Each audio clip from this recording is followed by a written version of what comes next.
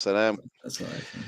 Welcome to another installment of the R2F Show. We're doing a pop-up show. I know we said we weren't gonna do another show before Ramadan, but some different things happened. Separate issues happened that come along the same theme. So we figured right before Ramadan would be a good time to address this. And as we are all, inshallah, focusing on Allah during Ramadan and trying to improve our relationship with Allah, um, we can ask our listeners or non-listeners, our supporters, our non-supporters, to actually think about what we're trying to say in this message, because we don't want to keep on addressing it, because this topic keeps coming up. Topics related to this keeps coming up over and over and over, and I find that, and I was thinking about this right before the show. There's when you're talking about dealing with an issue, there's different things that are different priority or different levels of causing that issue. Like for instance, we're talking about TMOA.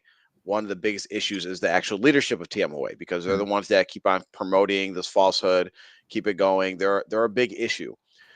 But then you have like the normal kind of like layman followers that are kind of just like they just want to live their lives and be Muslim. They don't really understand the beliefs. They just are attached to this because they're raised in it. They don't really kind of understand and fully what's going on. Then on the opposite side, you have the us who's we're given active dawah.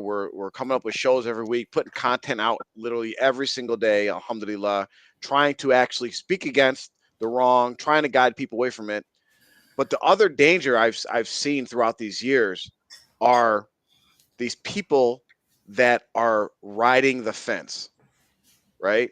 And it's not the people that are like riding the fence on the side of where they recognize some of the TMOA stuff is wrong, but they still believe in the beliefs and they still want to be down with it. Those really aren't fence riders for me, because that was everybody in the Jamaat, even when we did believe in everything. We knew stuff was wrong. We wanted things to change. The fence rider from my perspective is the people who actually, whether it's privately or maybe sometimes publicly or some, they acknowledge that the beliefs are shirk. They acknowledge that everything from the top to the bottom of TMOA is wrong. But one, they don't speak out publicly. Two, they don't do any work behind the scenes, like even like, whether it's helping edit videos or getting intel, or they don't do any of that. And the most work they do is actually refuting us, Mm-hmm. is trying to come at us and not the people of TMOA, right?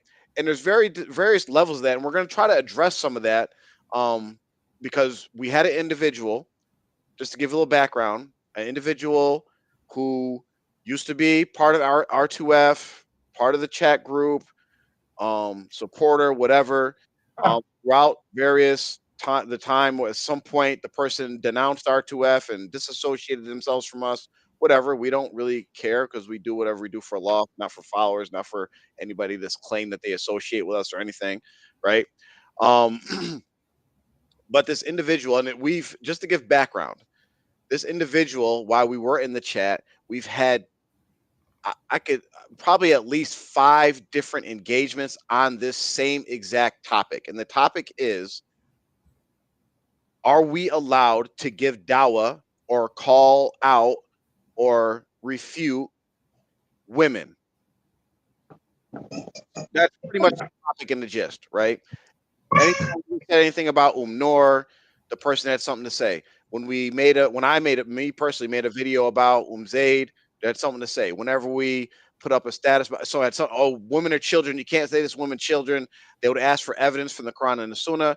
We would provide evidence from the Quran and the Sunnah. The person wouldn't accept it and just would be on this constant thing. And from what I know, it would always come because the person has ties to people that are, whether they're in TMOA or on the fence of TMOA, or still have deep connections with people in TMOA. And people would come to this person and complain, hey, they made a sister, or they made a video about my sister or whatever. And then he would take it upon himself to come check us. And then every time, at least from my perspective and anybody else that was in the chat, it would be thoroughly debunked the person's position on this matter. But just recently, just a few days ago, this individual decided to send us a message. I should have brought up, but I'll just read the message that he sent. And we're not going to name the individual because the person didn't want to be public, and we're trying to give him that respect, even though we didn't have to do that. We could have just put it all out there, because when you contact us as an organization, unless we agree that the stuff is private, then But I'll read the message. He sent it to me, Mubarak, and Amr. And there's a lot of messages in between, but I'll just read the first message and probably the last, and then we'll get into the actual content of the meat of this discussion. So he said, Assalamu alaikum, Alhamdulillah, Akhi Amr. What is the intent behind this video? We'll show the video. Oh, yes, please. Thank you. Yep, we'll show the video. Sheikh Jafar and Sheikh Mubarak, please provide authentic proofs from the Quran and Sunnah where the Prophet Muhammad So, exposed women in dawah.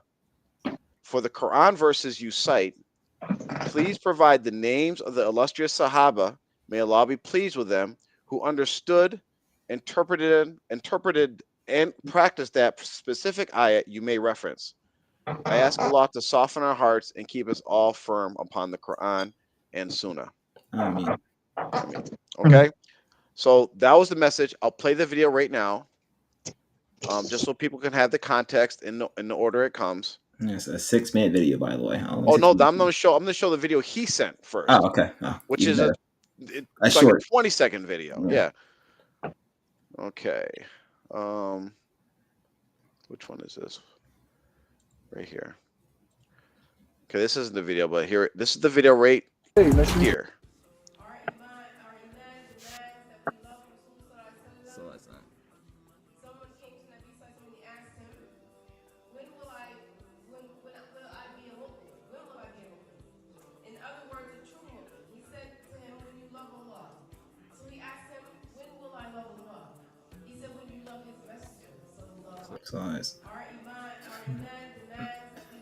Okay, that's it. That's the video, and the only thing I said in that entire video or entire short was Sallallahu Alaihi Wasallam. That's all I said. That's it. So he was asking Amr what the intent of the video was. We didn't get into that with him, but I'll just explain right now that the video, the intent is right in. Actually, I'll show it. The intent is right in the title of the video. If you see down here at the bottom, let's see if I can move our pictures out of the way. Well, I don't know if you could read that or not, but it says the title of the video, and I titled the video because basically we have a way of making clips. Don't want to give all of our tricks out the bag, but this video, if you see, is just her speaking, and what she's saying is correct. For Muslims, we have to love Rasulullah, right? That's the clip. We do not promote TMOA. We do not promote TMA members, right? So we have to add context to the clip for people that don't know why they're seeing this video. We're saying cult members, which she is a cult member, and she's a cult leader. She's one of their scholars or whatever, claims that she loves Rasulullah, but we know they do not actually follow Rasulullah. So you cannot claim to love, you cannot preach about loving Rasulullah and actually not follow him or follow his sunnah or submit to his commands. Okay, that's the intent of the video right there in the title. Very clear cut, straightforward, right? If anybody, the person that sent us asked this question, would have just watched this, they would say, okay, I get the intent. And if they wanted to do further, and you just got to bear with us because we're gonna get to the meat of this. I'm gonna play the actual whole video, and I'm gonna play it on 2x speed because we don't. It's 6 minutes and it's really not much said. We'll cover it at the end. But let's see, share, and it's this one. Okay. So if you see here, that's not what the one we want. This one. Okay. If you see here, the title says Islamic College celebrates Milad un Nabi. Okay, that's the video. Okay, so I'll play it real quick, put it up full screen. Amr did a video 2 times. We'll play that video. Go ahead. All right, so today has been a great day. I'm getting a lot done. So I'd like to just there's so much foolishness that just goes unaddressed. And if you just leave it alone, it's like, yeah, I guess people know it's bad, but let's just pronounce something, right? So we just did a video on the IQOU Theological College. Right? This college is supposed to be the first Muslim college in America, and it's teaching about like the foundations of like Islam history and hips, and just the basics of Islam. It offers you like a fellowship and a bachelor's degree in Islamic history and studies and stuff like that, right? But it says here that the IQOU Theological College celebrates Milad Nabi, which listen, we know that this is a bidah. We know that the Nabi, everyone wearing green and having parties for Karbala, just all bidah stuff that this is so if you're Hassan Ulama, which IQOU they claim to be, they should know, especially if they're teaching people that this is commonly known as a bidah. So yeah, let's see their Nabi celebration because someone who was a part. I'm gonna mute the sound because I'm sure it's gonna have Edie Kaba or someone singing in the background necessarily again. Okay, all right, got African someone speaking now. Here we go. Okay, listen, Timon, folks, people. In the future, when you are going to put out content, do not have the background freaking song louder than the person speaking. So if Edie Cobb's voice singing, if that crash is louder than the person singing, and I can't hear what they're saying, it's in the way. Lower his voice. Every video you have does not need an Edie Cobb soundtrack. Cut it out. So listen. So listen.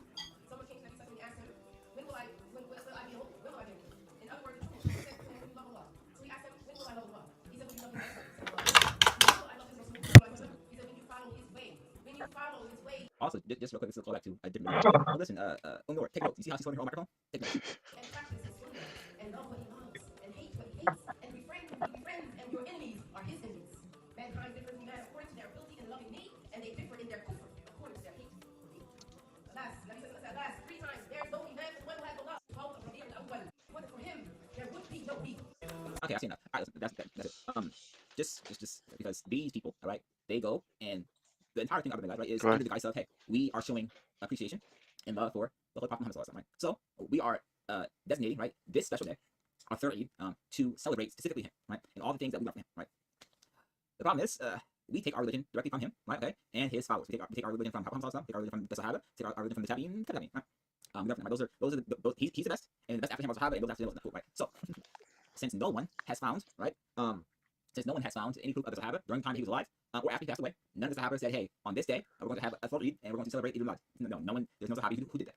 So that's why it's a bid'ah. And people, if you're college teaching Islamic knowledge, you should know this. This should be a very common thing for you to know. But unfortunately, you don't. It just shows, hey, you probably shouldn't attend here. If you're Shia, then maybe you can attend and you can come together and combine your crap with their crap. You guys can crap together. But if you're Hassan Ulama, this isn't for you. This isn't for you. You're not gonna learn much. And you have some quote unquote Azhar graduates who maybe graduated from Azhar University. Who knows? If they did and they came back here and thought this is fine, then clearly they're not the smart students. Matter of fact, they're probably not. So yeah, I personally wouldn't attend, but that's just me. That's all I'm gonna do. Okay, so you just saw the entire video that I made, and not one time did I address the sister at all wrongly. I didn't speak on her at all. Actually, I just gave her praise one time for holding the microphone. That's it. The whole video was about celebrating the Milad Nabi. All right, and if the person who loves to criticize actually sat down in his so busy day, right, where he's over here, flying and stuff, right. If he sat down for 6 minutes of his time and 3 minutes on double speed and watched the video, he would see no problem at all. No problem at all. Yeah, exactly. And so right here, just I wanted to point it out. When you're dealing with something, and if you pay attention to the words that people are saying, you have to be careful how people frame things, right? Because it's all when you're trying to get something, and this is like when you're trying to answer shop, when you're trying to like set yourself up to like have if you want an honest discussion about something, you come in openly and honestly, and you don't try to frame things to your benefit, right? So in the opening question to us, you see how he tries to frame things for us by pretty much saying, and this is all when he said, where's it at? Please provide authentic proofs from the Quran and Sunnah where the Prophet Muhammad SAW exposed women in dawah, right? So when you think of expose, when you expose something, that means you take something that is hidden yeah, and you make it seen for everybody else to see, right? So that video, we didn't find this hidden TMOA video. This is on their website, right? They have it published. This is something they put out there. We didn't expose anything. So if we're saying that, we exposed his sister because she was supporting the Malad or whatever, that's a lie, right? But the real question that he should have been asking, which he's always bring up, where does it show in the Quran and Sunnah that it's permissible to um, call out the wrong of a woman publicly? That's really the question that he should have been asking us, right? And before we even get into the details, students of knowledge, like, because these people want to quote like, "Oh, I'm a person of knowledge. I'm a student of knowledge." There's certain things like you can't just saying these statements doesn't really mean anything, right? A student of knowledge is someone who is based in the gist is someone who sets out to learn about the dean and submits to what they learn, right? So, but when you get into these realms of learning Islam, there's like some basic things that you just learn along the way, right? And one of those things is about like how to ask questions, how to approach things, and all these. There's certain methods to that. And it seems kind of silly for a lot of you guys who are listening. Like, why are we even talking about this? Like, of course you can give dawah to women. Of course, you can publicly refute and call out the wrongs of women. If you couldn't, men would be handicapped. Like, all you would have to do if you wanted to like cause fitna in the ummah is just Mhm. appoint a woman as your leader, and then no Muslim would ever be able to say anything to them, right? Kind of like what TMOA has done, right? Okay, so that's what we got there. I don't know if you guys want to touch on anything else before I actually get into the actual details of what happened next. Just real quickly with the brother, where he mentioned, like, he personally feels that it's not okay, or that women should be off limits. Listen, that's great. Your personal beliefs do not mean that it's concrete, right? I can believe something just wholeheartedly, but it doesn't apply to everyone out there. All right, there are rules set, and if those are your rules, cool, but those aren't the rules for everyone else. And that brother needs to understand that. Like, yes, anyone could say, "Hey, you're wrong. She's wrong." It doesn't mean because, oh, I personally feel that women are off limits. Cool, good for you, but it doesn't Yeah, apply. And you've done this 6, 7, 8 times and been proved wrong every time. and the one thing I missed to say is when I said about like people that are learning about Islam. One of the things that you learn is that in Islam, in general, you don't ask somebody for permit. Find me references that shows this is permissible. Because in Islam, everything is permissible unless Allah and Rasul said it's not permissible.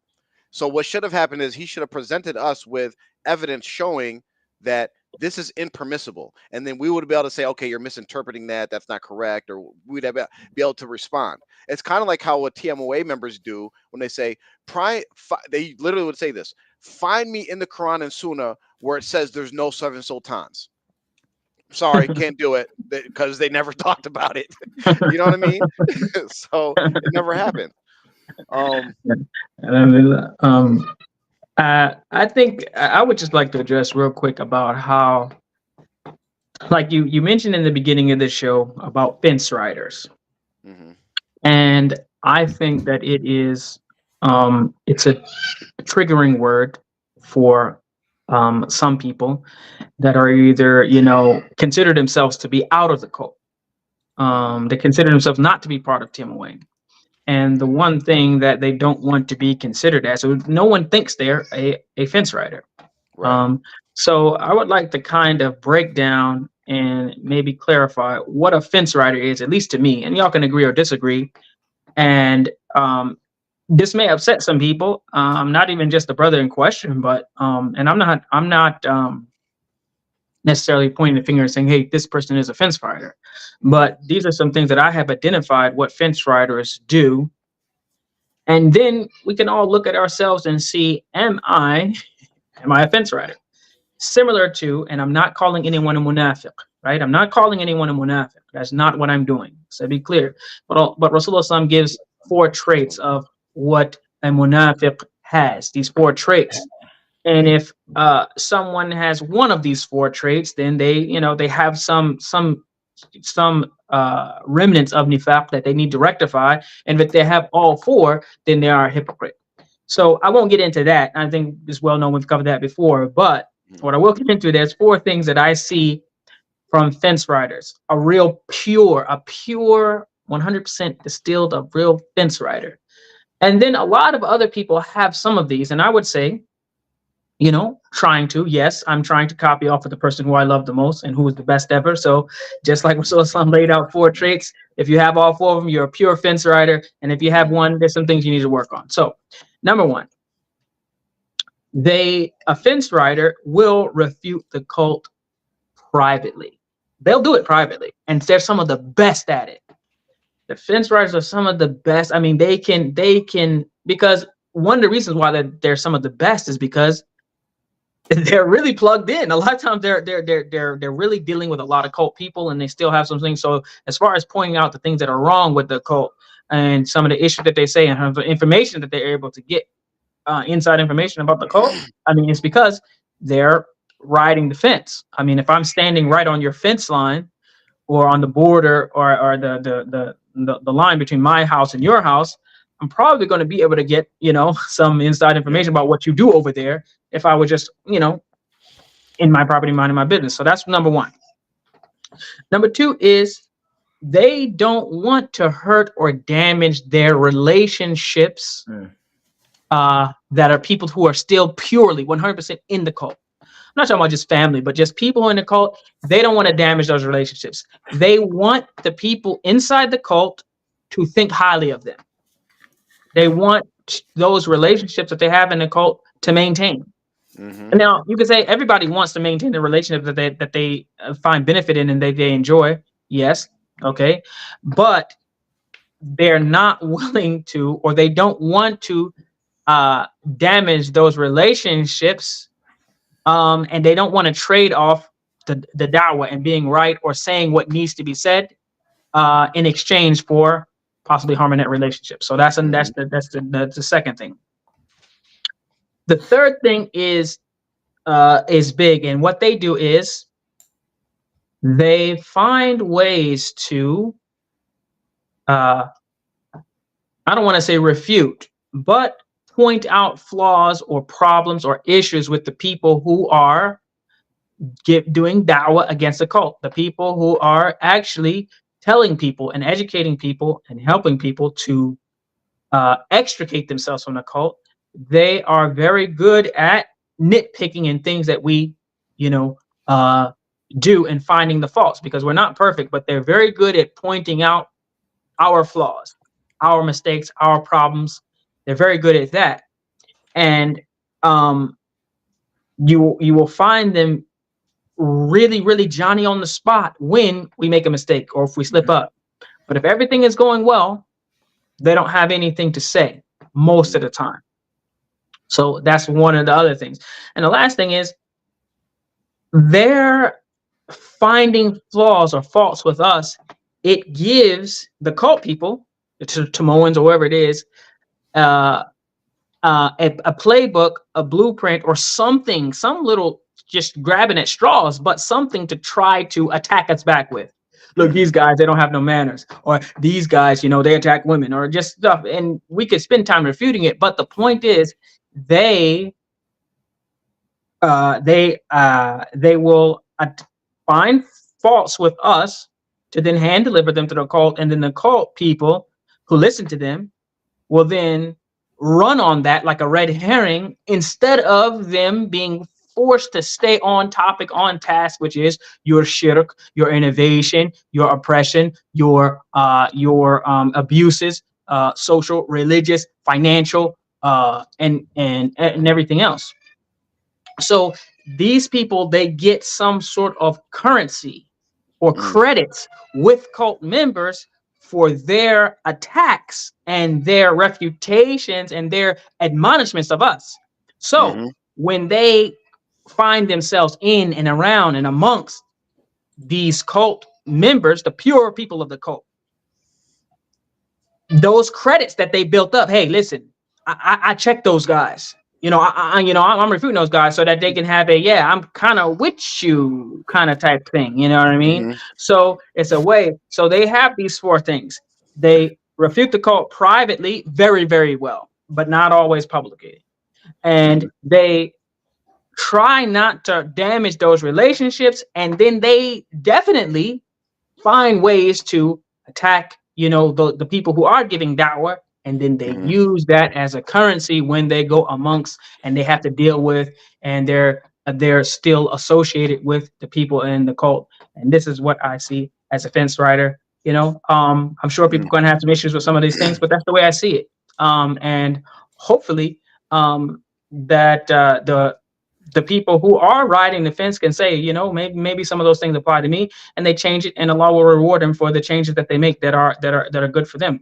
We all hope to make changes in our lives that we need to, and Allah rewards us for them. So, and may Amazing. it happen for us. I mean, Alhamdulillah, that was an excellent breakdown. We're gonna have Yeah. to like put that in part of our like dawah packet if we ever get one, because that was an excellent breakdown. Excellent. And I want to Okay. just add on to like the publicly versus privately part, because there's different levels, at least in my book, right?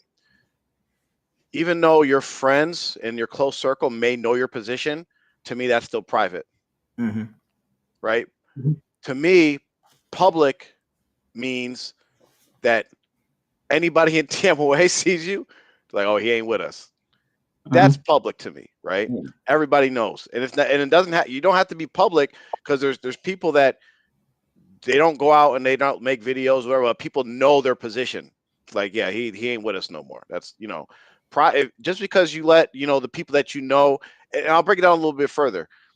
If you're only letting people know that are still going to be cool with you, even though they know your position, that's still private. Public is when you actually people are knowing that, are like, oh, I'm gonna, like Mubarak said, they go the second point, that's actually gonna damage that relationship. Those people know that, oh yeah, they don't believe in this anymore. They're against us. That's, you have to make a distinction, because a lot of people stay within their little circles, like, yeah, I know he's cool. He's not gonna tell anybody. He's still gonna play ball with me. He's still gonna whatever. They're go shopping with me, or whatever people do, but they won't let the main body know where, and pretty much this will happen once the main body knows. They're going to pressure those close connections you have, like, hey, you can't hang out with that person, right? You can't Mhm. hang out with that person no more, otherwise we're going to kick you out too. And, Yep. and we can keep breaking it. I'm going to get right into the way what happened next, because Let me just say one more yeah, one more thing. go I ahead. would say I'm gonna give some, because some of the fence riders, they will attack us in certain ways, and it really is not harming us. But you find some of the same things that the fence riders say. You'll find the people who are on the juice echoing those same things. So Mm-hmm. Yeah. literally, they're taking that and be like, yeah, and this is the way to attack, and then you wind up wasting time with them, where they're running on, attacking you off of something that, Hmm. a fence rider said, when it's not even the main issue. But I would say, if we want to put the ball back in their court, so what the people on the juice, the Jamatis, whenever these people are saying, well, you know what, I address those guys. I admonish those guys. I'm willing to put those guys in their place. They're trying to, maybe their heart's in the right place, but they're the way that their dawah is this or that another. Okay, what you people at your Mahadis need to do, the Tamoans, what you do is, when those people are around and they're talking about how, yeah, I put those guys in their place when they need to, say, what is it that they say? I understand what you disagree with them on, but what do you agree with them on? Mm-hmm. Mm. Ask the fence rider that. Say, okay, what are they saying that you agree with? Do you agree with Yeah. anything? And then see what they say. Yeah, Mm. absolutely. And just Nice. one more thing, one more thing, real quick. Can you like imagine trying to be the middle ground person, right, in between the shirk of Team Away and us? Like, there's what do no you think you're doing? there's no What do middle you ground. think you're doing? You're the middle ground between the Quran student and shirk. That's what you're That saying. Yeah, I'm neutral. That's not good, Yeah, bro. yes, that's an yes. important point. Yeah, I'm extreme. Yes, I'm extreme. If there's a balance, if there's a seesaw, right? You got a seesaw between, you got shirk on one side and Quran and Sunnah on the other side. Yeah, it's going to be extreme. Yeah.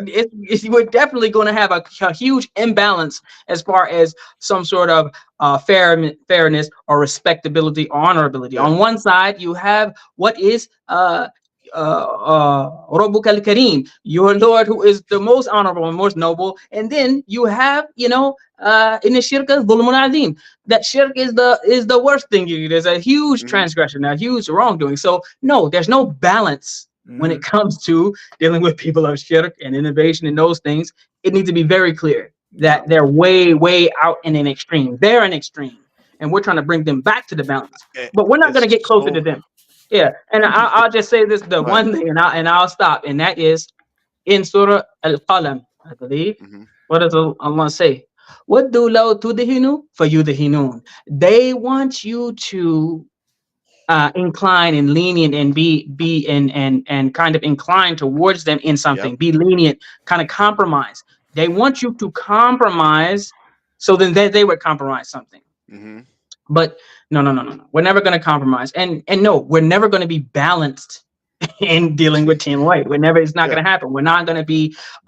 We're not going to be soft. We're not going to be. We're not going to be disrespectful, but we're Hmm. not going to be respectful. Yeah. There's, and we can break that down another time. But there's a difference between disrespecting you and not respecting you.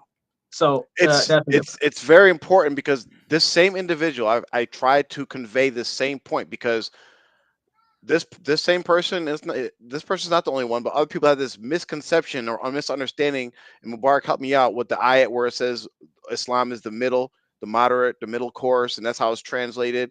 Um, Um, they take uh, that. Do you know which ayat I'm talking about? Is this, you, there's a few when Allah says isn't Surah Baqarah وكذلك جعلناكم أمة وسطا لتكونوا شهداء yes. على الناس, so that we made you a middle or a balanced nation so that you can Hmm. be witnesses over the people, ويكون الرسول عليكم شهيدا, and that Rasulullah will be a witness over you. But Hmm. that doesn't mean Well, that I'll tell what you how they use it okay, first. I'll tell you how they okay. use it. They use it to like where they're actually the extreme in it, where no matter what situation comes up, just like we're talking about shirk and tawheed, like you got to take a middle course. You got to be balanced. And I literally what you and Amr just said, I explained the same. There's some things that if you try to take the middle course in, you're actually on the wrong path. Hmm. Right? There's only one straight path.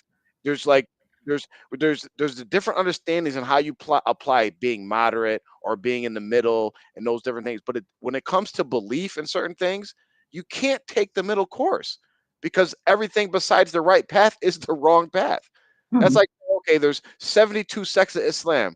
I'm gonna follow the 36th. Can't take the middle one, you know. Subhanallah. Yeah. Alhamdulillah. I'm going to share my screen so people could read along, and because we want to put this down, we'll have content up that when people come to us with this type of stuff again, we'll say, "Hey, man, go watch this video," and hopefully that answer all your questions.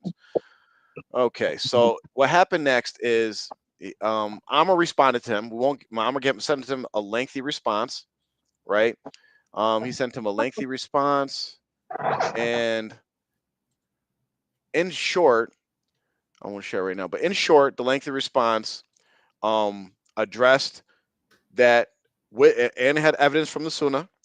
He used the evidence of, and you can summarize your own statement that you Okay, gave to him. so essentially, I responded to the brother saying that during the time of the wars, there were false prophetesses, and they got mentioned as well, and they got dealt with. And so, just because that false prophetess marries Musaylima al-Kadhab doesn't mean she gets to be excused from history. It's not how it works. And so I mentioned that. I mentioned how in the time of early pre-Islam and early Islamic expansion, Arabia at the time, all the tribesmen basically were men, right? So all the leaders of the tribes and the whole Arabian world were all men. It was all male leaders, male leaders of the tribe. So obviously, if you're going to address someone, you're going to address the head of the tribe. You're going to address Hmm. him, all right, exclusively. There's no point talking to his wife. It doesn't make sense at all. So obviously, you will address them first and foremost. But being that at that time, yes, there was all girls, so there was all men, so obviously there's no guy, there's no girls to refute. All right, so fast forward today, all right, we're in the world of modern Islam, or whatever the hell. You have Tamoa, who the brother is very familiar with, knows very well, comes from Tamoa, and the leader is a girl. So the people who were at the forefront, the leaders of Tamoa, who were appearing in most of the videos and stuff, they all be girls. So if there was a video where K2 was talking, then yes, we would refute him. But unfortunately, all the leaders happened to be women. And as we covered earlier in the show, nothing was said about the girl at all. Nothing at all. Nothing was. Not a damn Didn't call her out her name. They didn't call her stupid. Nothing. I didn't even say she was misguided. I was talking. Didn't mention her name. Didn't refer. Literally, you didn't refer to anything to her at all. Exactly. I was just. She you actually gave her a compliment. I said thank you for holding your microphone as opposed to Umnor. That was it. The video was largely about the celebrating other Milad. And I said, brother, listen, if you watch this video, then maybe you understand more, get more context in just this short.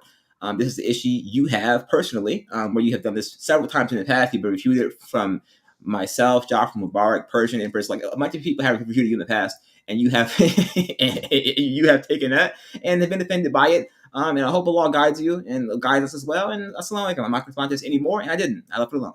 That was it. Yeah. Didn't respond at all. And we'll get into it, but as that was going on, the individual denied Amr's response and said, I want a Quran, an ilmi based Quranic Sunnah response. And didn't understand. That's exactly what it was. Like basically discounting Amr's response, and this is like whether it's done purposely or not, but people do this all the time where they try to create division. Like Amr's not the Islamic one that can provide evidence for the Quran and Sunnah. We're just going to discount him, and I'm going to go to Sheikh Jafar and Sheikh Mubarak. They're the ones that have to do it. Please do. I don't have any ego. As Muslims, I don't have any ego. Whether it comes from a beggar on the street or whatever, if they're giving you correct information, you take it. This is where we get into like, okay, I need a specific personality or someone that I accept. Because whether they're well known or they got status or whatever, I'm only going to take information from them. Because I could have provided something and it could have been totally wrong. Does that make it more right? No. But again, Jafar, you lag out? All right. I think Jaffar's internet might have got sniped. Jaffa got DDoS. This is what he gets for talking about the the Tamoan probably got his cable line. Jaffa. That's something. No, just real quick. It's something that I've experienced a lot. Just being like, because obviously, whenever you're seeking knowledge, especially about Islam, the people you seek knowledge from will always be older than you. So I don't really have an ego with that. I've been wrong so many times about a lot of things, right? So I have no qualms with being wrong. It comes with the territory. I've always been the youngest in IB circles. I've said for a while now, I've learned more from the R2F Show than probably anyone else has, just studying from Mubarak and Jafar. Just learning from them. So, but I would say to one thing I'm going to disagree with you with is that to say that when you're seeking knowledge or even if you're not, just your teachers or people you get information from, as far as Islamically, are always going to be older than you. No, not necessarily. I would say that let me think about this. Okay. Probably, I would say definitely two of my teachers are both younger than I am. Okay. Two of them are younger than me. And I would say probably two or three others that I'm not involved with them as much as the other two, but they're also younger than me. I think. Actually, I don't know their age actually, but I'm assuming that they're older than me. The other two that I just said for sure, I know they're younger than me. So it's not about age. It's about humility. And sometimes if a person is older than and I've seen this quite a few times where I have been younger than people I've been in a group with, but they really were not. They were not easy to take information that I was giving, even though I was right. But they just couldn't. And then, after, a certain amount of time of them going around and everyone else trying to figure out why are you not realizing that his brother is right? And then it's like, you're young enough to be my son. I'm like, okay, that's the issue. Well, I'm sorry. Islam doesn't have there's no owner of Islam. Mm-hmm. I mean, the religion is, the Quran and Sunnah is the Quran and Sunnah. Mm-hmm. And whoever has it, has it. And whoever doesn't have it, try to get it. And whoever comes with it, you accept it, because in the end of the day, it's from Allah.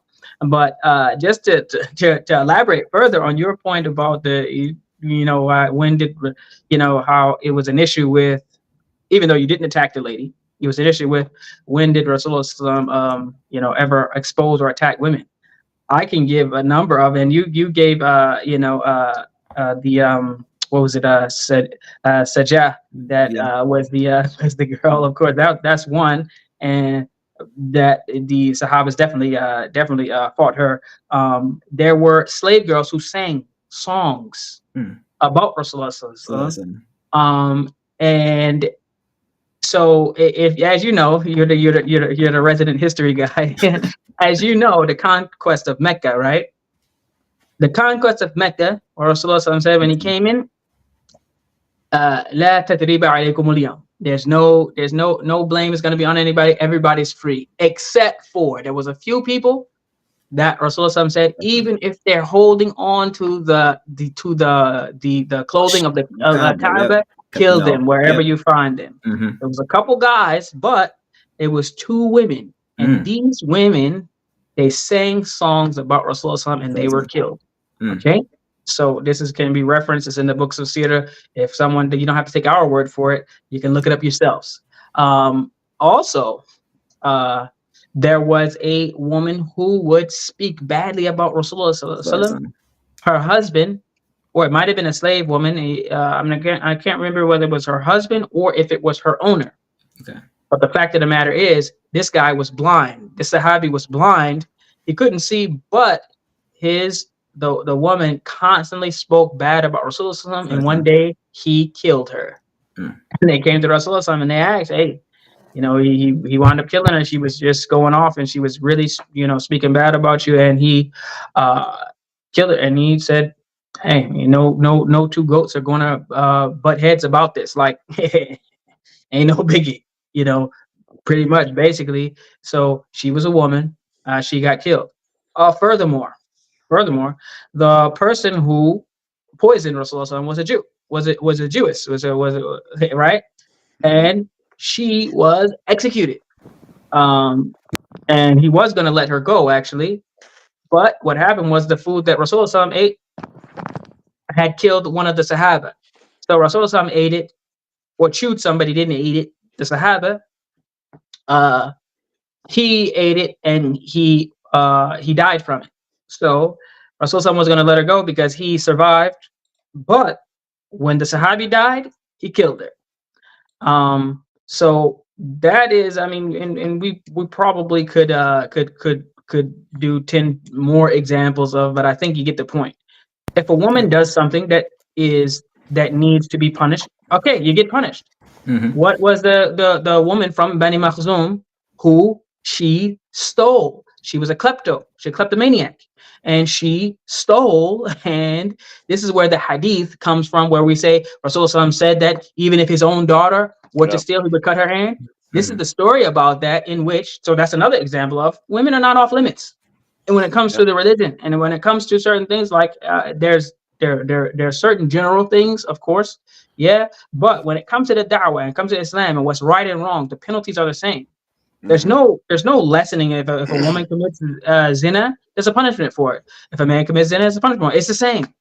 Yep. Find me one thing where a woman, besides the fact, like when they go through menses, or when they go through after postnatal bleeding or something like that, where ibadah is different, or the requirements and things are different. I mean, there's very few, except for things that Allah has given exclusively to men, like the men are supposed to provide for the women, or the right to divorce and things like that are in the hands of the men. But the women are all on the hook. So the woman for Bani Makhzum, she stole. She came from a powerful family, and so then they tried to send Usama. They did send Usama bin Zayd, radiallahu anhuma, to Rasulullah, because Rasulullah loved him more than anyone else. And this is a good example for those people, the fence riders and people who have these relationships and people who they love that are still in the cult.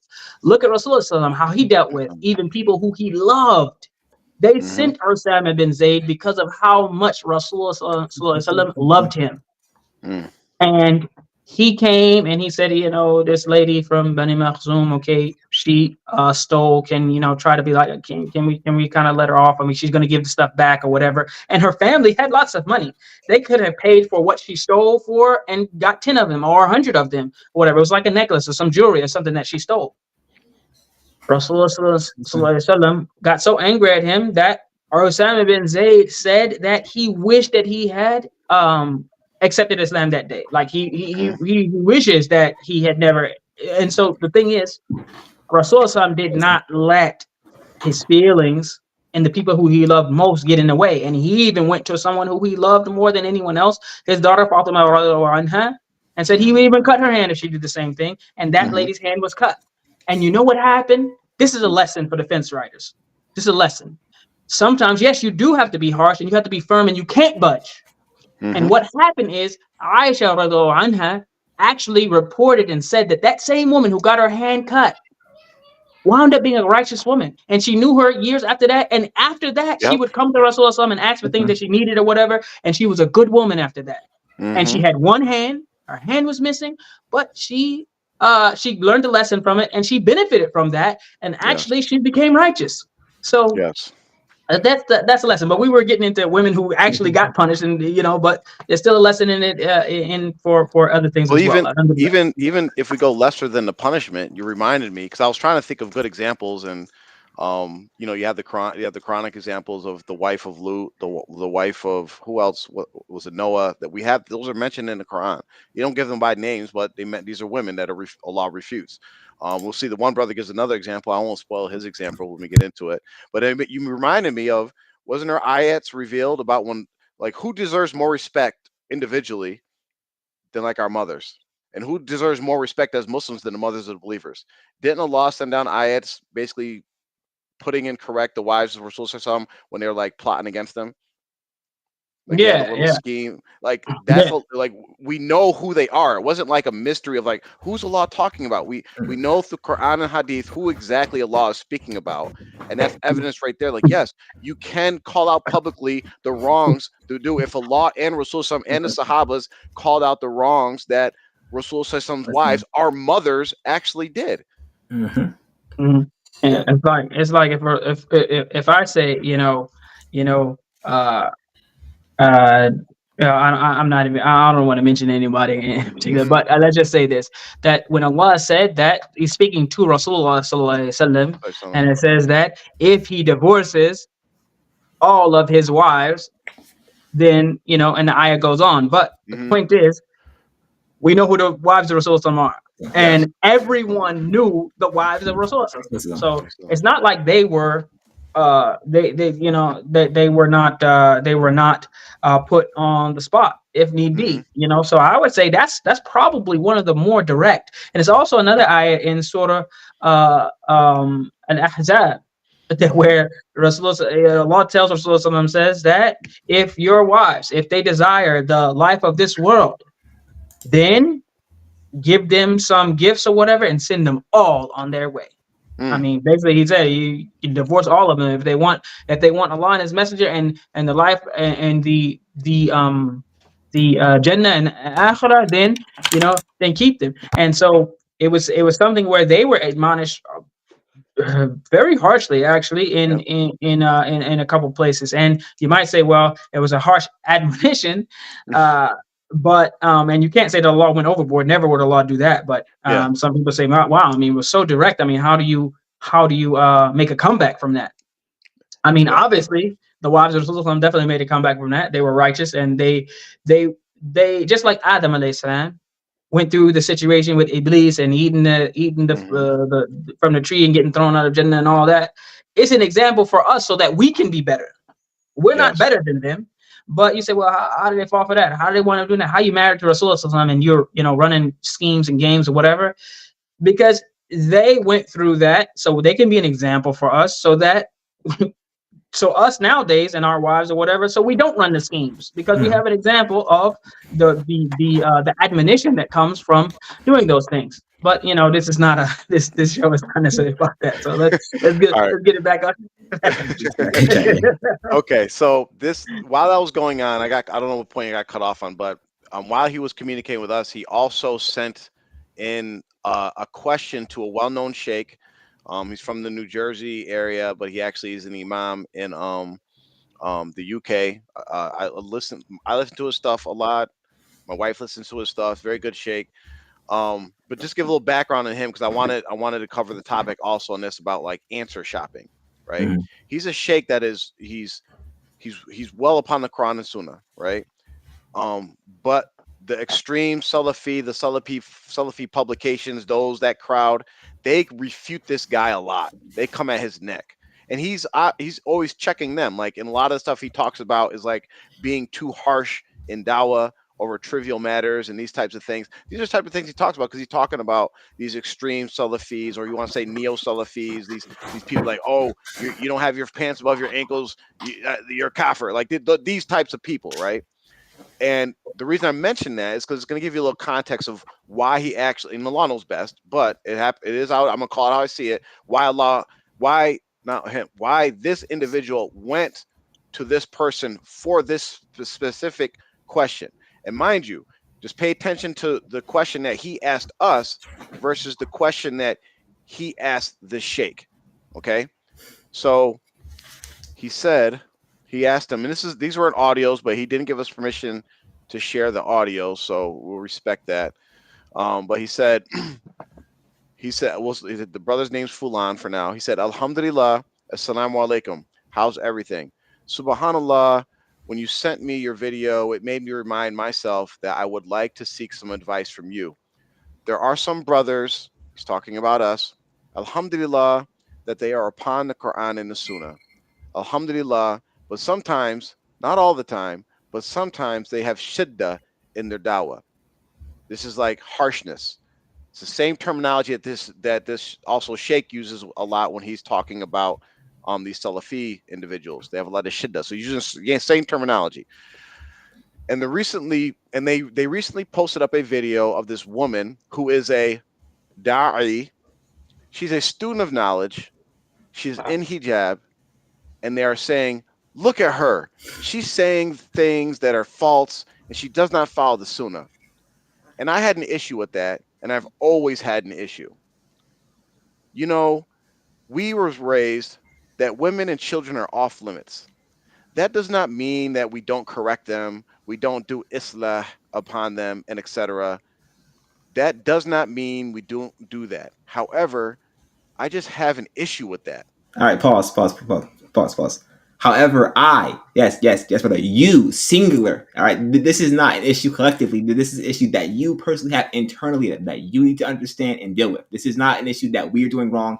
That's the key word right there. Yes. You have an issue with that, not us, not anyone else, just you. All right, Yes. you need to rectify that with yourself and And Allah. after I finish, I'm going to get into a little bit more of the issues with this question too. And he Mhm. says, and It's I legal. told them, anyway, I The told access. them to Yeah. bring forth proofs from the Quran and Sunnah. When did the Prophet sallallahu alaihi wasallam ever expose women and showing their faces? You know, the woman, she's in full hijab, mashallah, but they have her face up there, didn't even blur her face out. I mean, I still would have an issue with it if they So blurred her face, but at least I can say they had enough dignity to blur her face out because she has a husband, she has brothers, all who are were capable. And I just want your advice, Sheikh, and on Prophet when did Rasul Sallam ever do that? And what advice should I tell the brothers when it comes to that? So I want to go first for my little tidbit, and I know everybody has something like this is just the question now. The first thing I wanted to point out is when he says, hold on, I'll share everything. We can share all four screens. When he says this part right here, okay, the part about sometimes they have shiddah in their dawah. When you go to ask the scholars for their questions and stuff, right? You you should ask a very specific question. What he's doing here is you're trying to lead. lead the witness. Yes. Yeah, you're trying to lead him. That's what he's Mhm. trying to do. He's trying to lead him because, and alhamdulillah, the sheikh, didn't really fall for it. But he's trying to lead him because this is a subjective thing. The sheikh can't know if we actually have shiddah in our dawah because he hasn't heard our dawah, right? Because if you come to most of us, the most thing that most people won't say we're harsh. Most people will say we joke too much, Mhm. which joking is not the same as harshness, right? It's like the complete opposite. Yeah. So people would say that we joke too much, but they actually, I would, if we took a survey of everybody that watches our stuff, they're not going to say we're too harsh, Hmm. right? Okay, so that's the first thing. So he's trying to lead the person down, saying, "Oh, they have shiddah in their dawah." Okay. The other thing I wanted to mention is this completely false. And they recently put up a woman of this one. She's not a da'i. You cannot call to TMOA and be considered a da'i. Mm-hmm. You're not calling to the Quran and Sunnah. You're not a da'i. And we just have it's funny how this stuff comes in. We just seen a message the other day how TMOA posted up a thing about the Dawah Center and said, we're going to address the issue how we give Dawah without letting anybody in our group. You are not even a Dawah. You can't even get Dawah to your own group, right? So there's no da'is in TMOA. Canceled. She's not a da'i. She's a student of knowledge.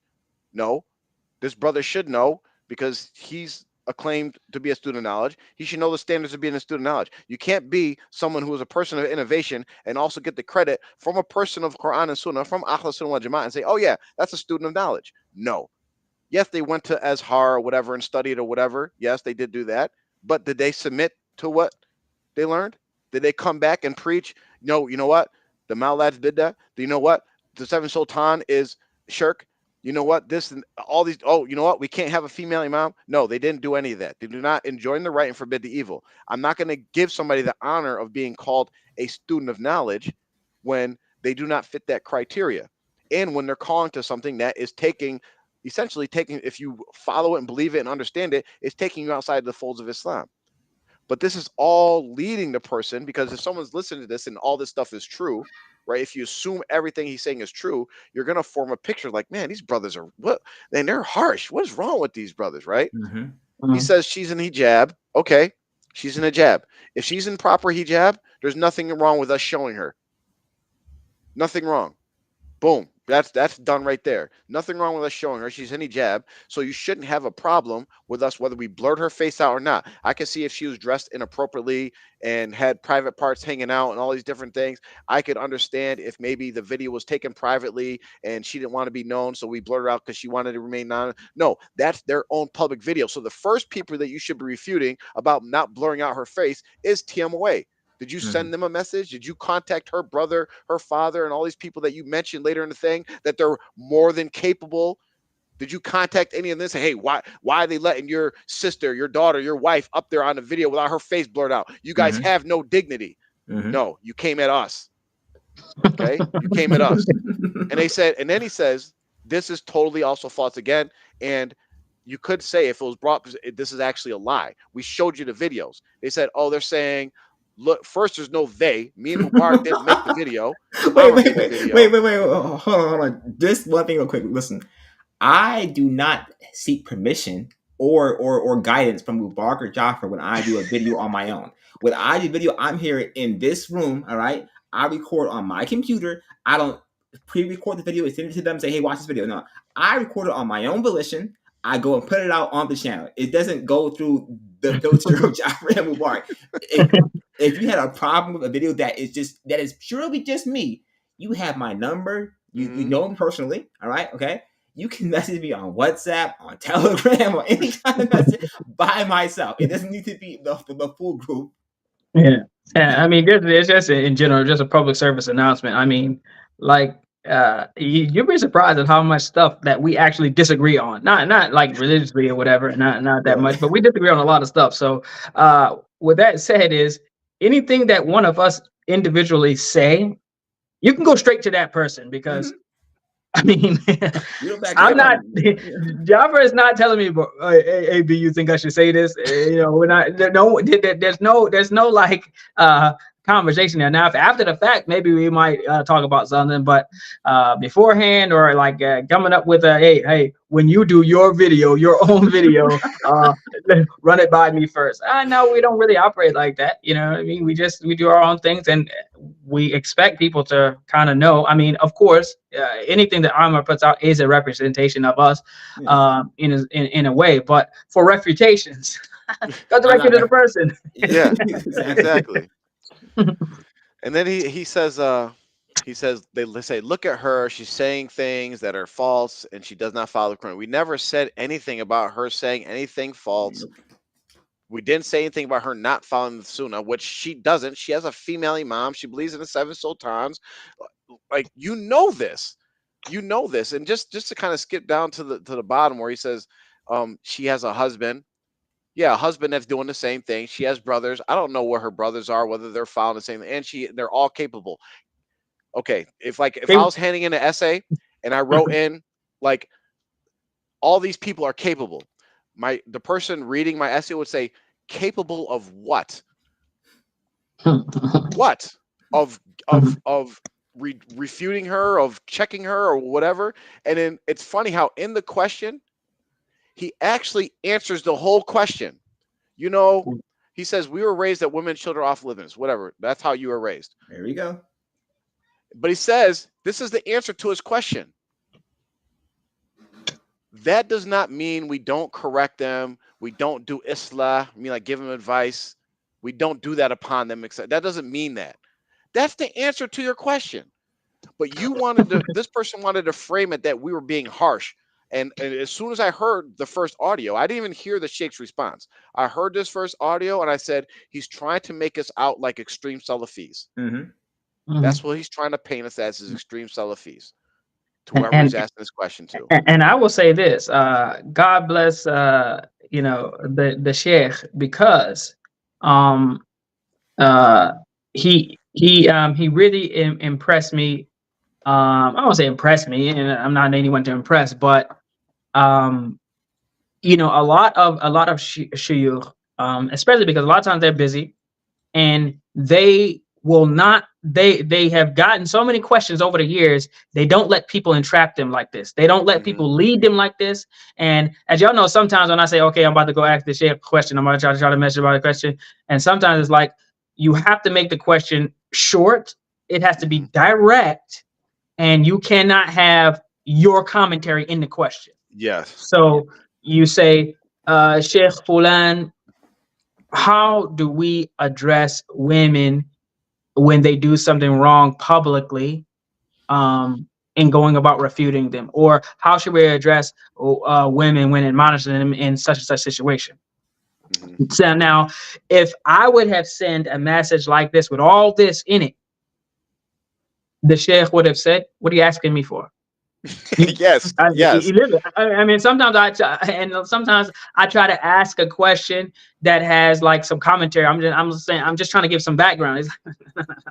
You can give the background, but when you're trying to show that you're upset about this, then of course, if you're on good terms with the Sheikh, or y'all have some friendly correspondence or whatever, then that's going to, because they're human beings, that might sway them. So, and they usually will not answer questions like that. But I think maybe, not necessarily on a professional, he was answering the question not in a professional manner, like as in, okay, this is an anonymous person or someone that I don't really know that well. Maybe he looks at the brother who messaged him as someone that he has maybe a personal relationship with, or maybe is a little bit closer with than just everybody. And so kind of was answering it in a way that's kind of like just, like a friend would. But the way that this question is given, if we want to talk about students of knowledge, a student of knowledge would know that they cannot try to lead the Sheikh like this and put this much detail and show their bias and show the way they're leaning if they want a non-biased answer from the Sheikh. And it's actually disrespectful to the Sheikh to say, I want to ask you a question. Get out of my majlis. Yeah, they wouldn't even answer it. Most of the time they don't answer it. They don't even answer the question. Just go to the next guy. I was listening to one of the AMAU cases. It was talking about a whole class about how to ask questions, and they're giving examples how so and so would answer, like back in the day, or even like now, like someone get up and ask a question, and it'll say, "Leave here. Don't come back." Yeah. Dang. Yeah, because they know what they're trying to do. And the thing is, what happens is what has happened to some shuyukh in the past is they take part of the question, part of the answer that the Sheikh gives, or they give information. I mean, Mufti Munir talks about this all the time, how people, they were able to get one of the sheikhs over in Medina to refute him on something, but they gave him a bunch of information that wasn't accurate, Yep. or they painted a picture of him as if Mufti Munir was someone who hadn't even graduated from Medina, who failed out and all these different things. And Hmm. it's like the sheikh was refuting someone, a different person altogether. So Yep. this is the type of thing. So based on how the question was posed or whatever, it would make us look like some people that sheikh may have had some negative dealings with in the past, and Hmm. so trying to trigger that same type of response. Well, what he's because, and I'm trying not to be long-winded, but because Hmm. that sheikh has given some very direct, some pretty, if you want to say harsh, with some shidda, as far as how he has addressed these super Salafis that are very Yep. harsh in their dawah, and over the top, and refuting everything, and very, very harsh with their speech and set in their ways. He has reciprocated that and been very direct with them. So maybe Yep. hoping for something that to then go and say, hey, this sheikh so and so has refuted you guys in this way. But as we can see, the result was a little different. Yep. Yep. Exactly. So let me share again. So the sheikh responded to him, and we'll leave his name out as well. He said, "Assalamu alaikum. I hope you're well and the family is well, enjoying good health and strong iman." Yeah, as it relates to the issue mentioned, well, real quick, I want to go back to one thing real quick, just to kind of summarize what Mubarak was pointing out. He should have simply asked the sheikh, Is it "Is it permissible? Yeah. permissible? Mhm. Is it permissible to give harsh dawah publicly to women?"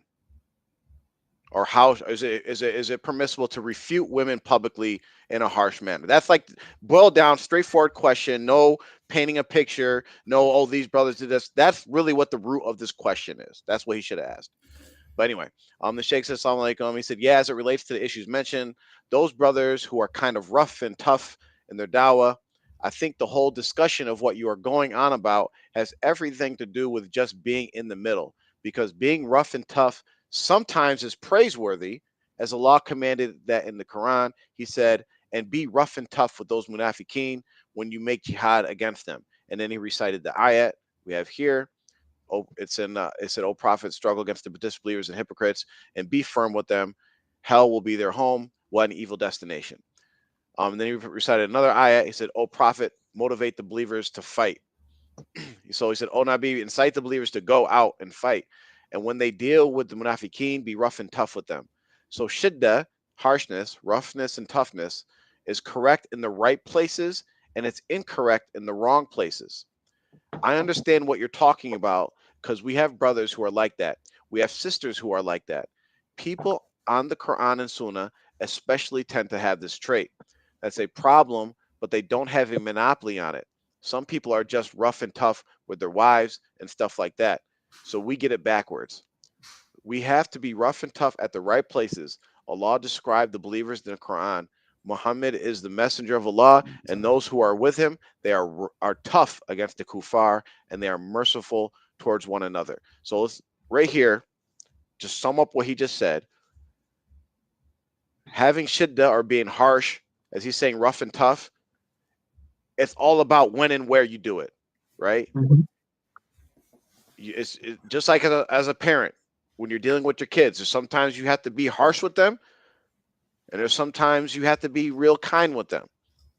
And as a parent, you navigate those fields, just like with giving dawah. If anybody's been in, like, we've been doing this now for 4 years, and anybody could attest to any one of us, right? I'll just speak for myself. I know Mubarak's witnessed it. I know Amar's witnessed it. I know other people have witnessed it. Um, we apply our harshness, if you want to say we're harsh, the way we deal with when we're talking on our show and we're talking to people in general, we're talking to TMOA as a group, is totally different than when we're dealing with some individual directly, Mhm. right? And we've have it. Yeah, sometimes we make a mistake. Sometimes we're going to be perfect, but we do use our wisdom, our hikmah, to how to apply what we're applying, and we do have a sense of when it's the right place to apply certain pressures or back off or use certain tactics. Because we've been doing this for 4 years. We've been dealing with so many different people and personalities that have been on this, and we can recognize them when we start talking to them. Oh, this person's still a believer. Oh no, this person is about to be out. They're about to like they're sincere. They're about to. We've seen it all. So when we get into more of this, I will just ask the brother if the brother actually watches this or not, or says they don't watch it but secretly watches it, whatever. Who would you, if when we talk, because the brother's going to start talking about hikmah and when to use roughness and toughness. As of right now, and I don't want to. Sometimes you got to toot your own horn. Like you got to be modest, but there's sometimes when you don't like. You can't be modest in the job interview. You can't go in a job interview and be like, "Yeah, I'm not that good. Yeah, I'm not that." You got to go in and be like, man, I could do all this, I could do this work. I could do better than that guy and hire me, right? Right now is not a time for R2F to be modest. We are the experts at giving dawah to TMOA. Plain and if you want to know how the most effective way to give dawah to any member in TMOA, come to R2F and we will give you some of our knowledge. Then we're not saying we're perfect, but we are the experts. So this brother, if you want to know the best way to give dawah, because during our conversation, this brother was saying, yeah, there's still some fine tuning in your dawah. Sorry, you are in high school. We are in the NBA. I mean, yeah. By yourself. I mean, like that would be like me, and I consider myself a person who can dribble a basketball. Mhm. I can dribble. Now, but that would be like me to go and be like, yo, Kyrie, I mean, your handles are nice. I mean, but there's some fine tuning there. I mean, yeah, come on, man. I mean, he's doing it. I mean, Yeah. he's doing it. So, I mean, until you start to do it on the level, and listen, I'm talking about giving da'wah to TMOA in a way that I mean, listen, I personally, I mean, Jaffar's famous. Everybody knows, like, he's the one. I mean, he's there. But I'm saying, listen, I'm talking about every friend. I mean, every single friend that I had in TMOA, every single one of them, they do not talk to me. None. And then one came back around. I mentioned this on the show before. He was like, yo, I'm still here, man. But I'm serious. So I lost every friend. Now I gained some other ones who were in TMOA that I wasn't like dealing with every day. But I'm talking about people who I lived and dealt with every single day. Mm-hmm. I ate with them. I slept with them. I worked with them. We went to work together. We cried together. We did, everything, that brothers would do. I mean, these people were very close to me. I lost all of those people. Mm-hmm. Yep. So when it comes to putting not just your words on the line, but actually walking that walk and not being afraid to for the blowback, to come on you. I mean, like, we did it. We're doing it. We're there. We're literally in the trenches. Yes. And to be like halfway in, halfway out. And yes, these people are halfway in. They don't realize they're halfway in, halfway out. They don't realize they still got a foot in. And to be at that point and still hoping and wishing and having some dreams of appeasing and pleasing some people that are firmly rooted deeply in TMOA, to still have it in your heart and hopes of winning some favor or affection from people who are still in the group. We ain't the same. I don't have it. I mean, it's like, I don't mind you returning and us being friendly again, but it's going to be on my terms. I mean, it's like, I'm not in the group, and you know that very well. I don't like the group. I'm not going to ever agree, and you're going to get what you get on the show in person if you talk about some of the stuff that's there. There's no doubts about that. But so from our perspective, we're doing it. So to say, okay, y'all need some fine tuning, I understand. Yeah, and you're probably right. We need some fine tuning. But that fine tuning has to come from someone who's at another level. They're not still struggling with some stuff that, quite frankly, we ain't struggling with. Yeah.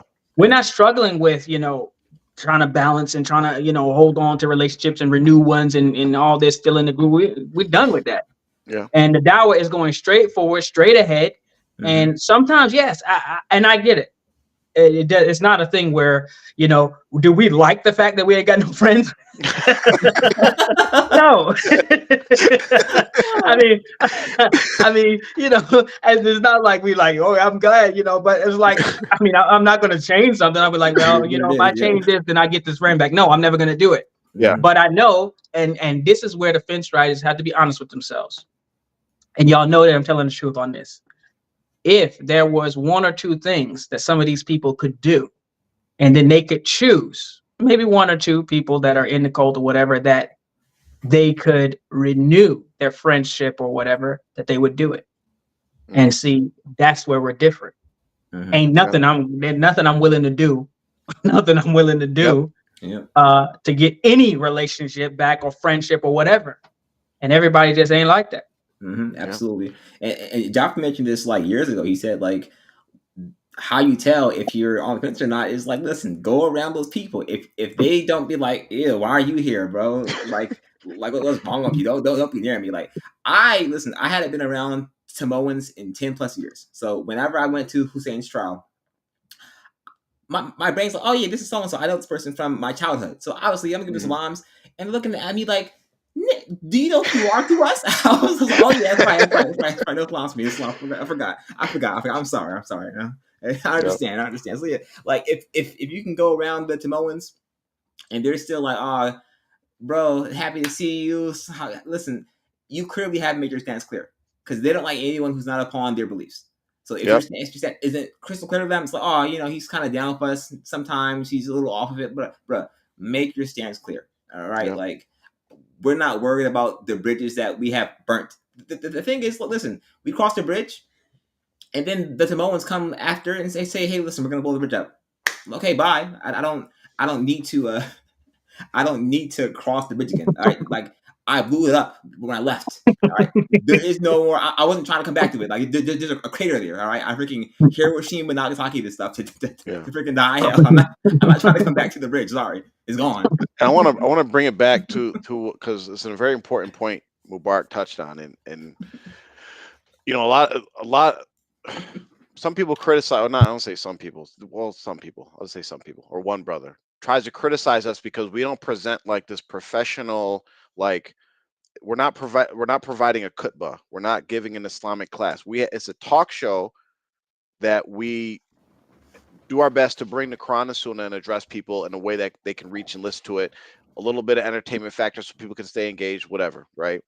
But we always try to bring it back to the Quran and Sunnah. A lot of stuff we're saying, like it's because we submit to the ideology, the mentality, the thought process, the culture of the Quran and the Sunnah. It makes you start thinking a certain way about certain things. You can't help it.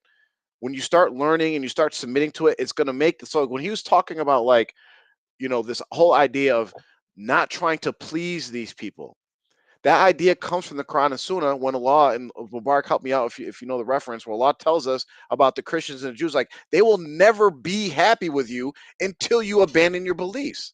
Absolutely.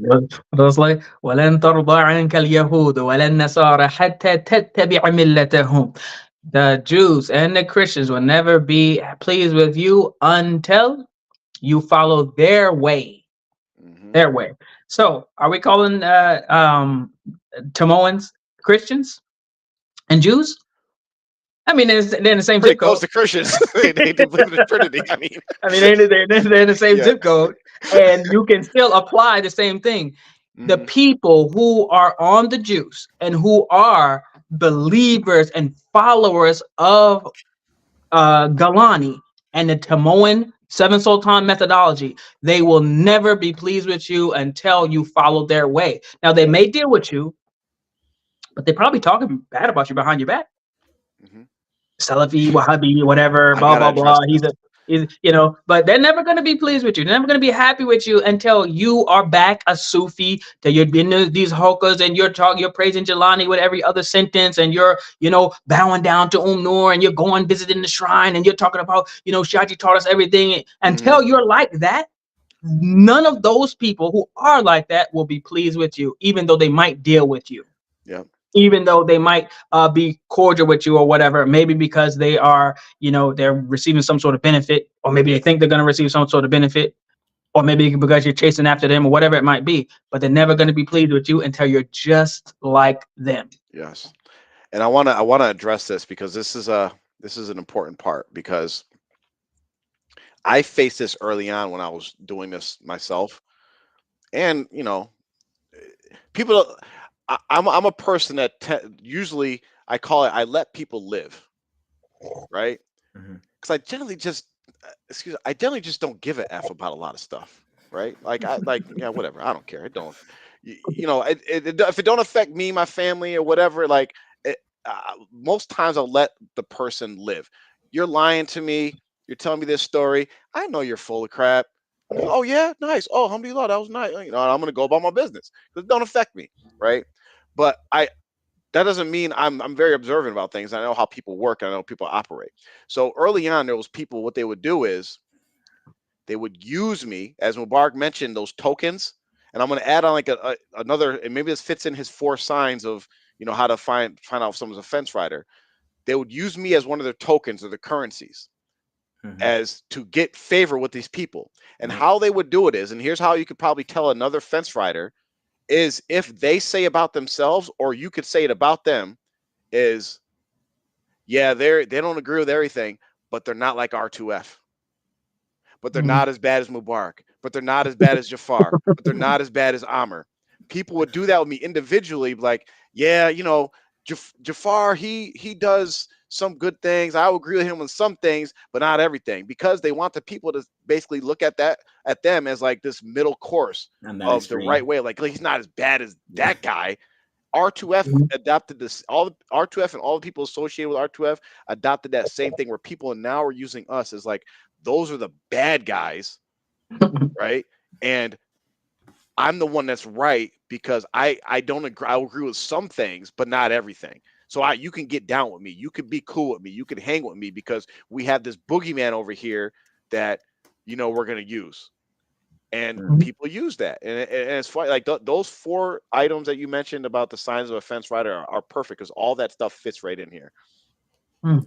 Yeah, absolutely. Let's see. So let's go back to this, and you'll see that when we go through this, that it's stuff that for people that know, it's stuff we've already mentioned to this person and other individuals.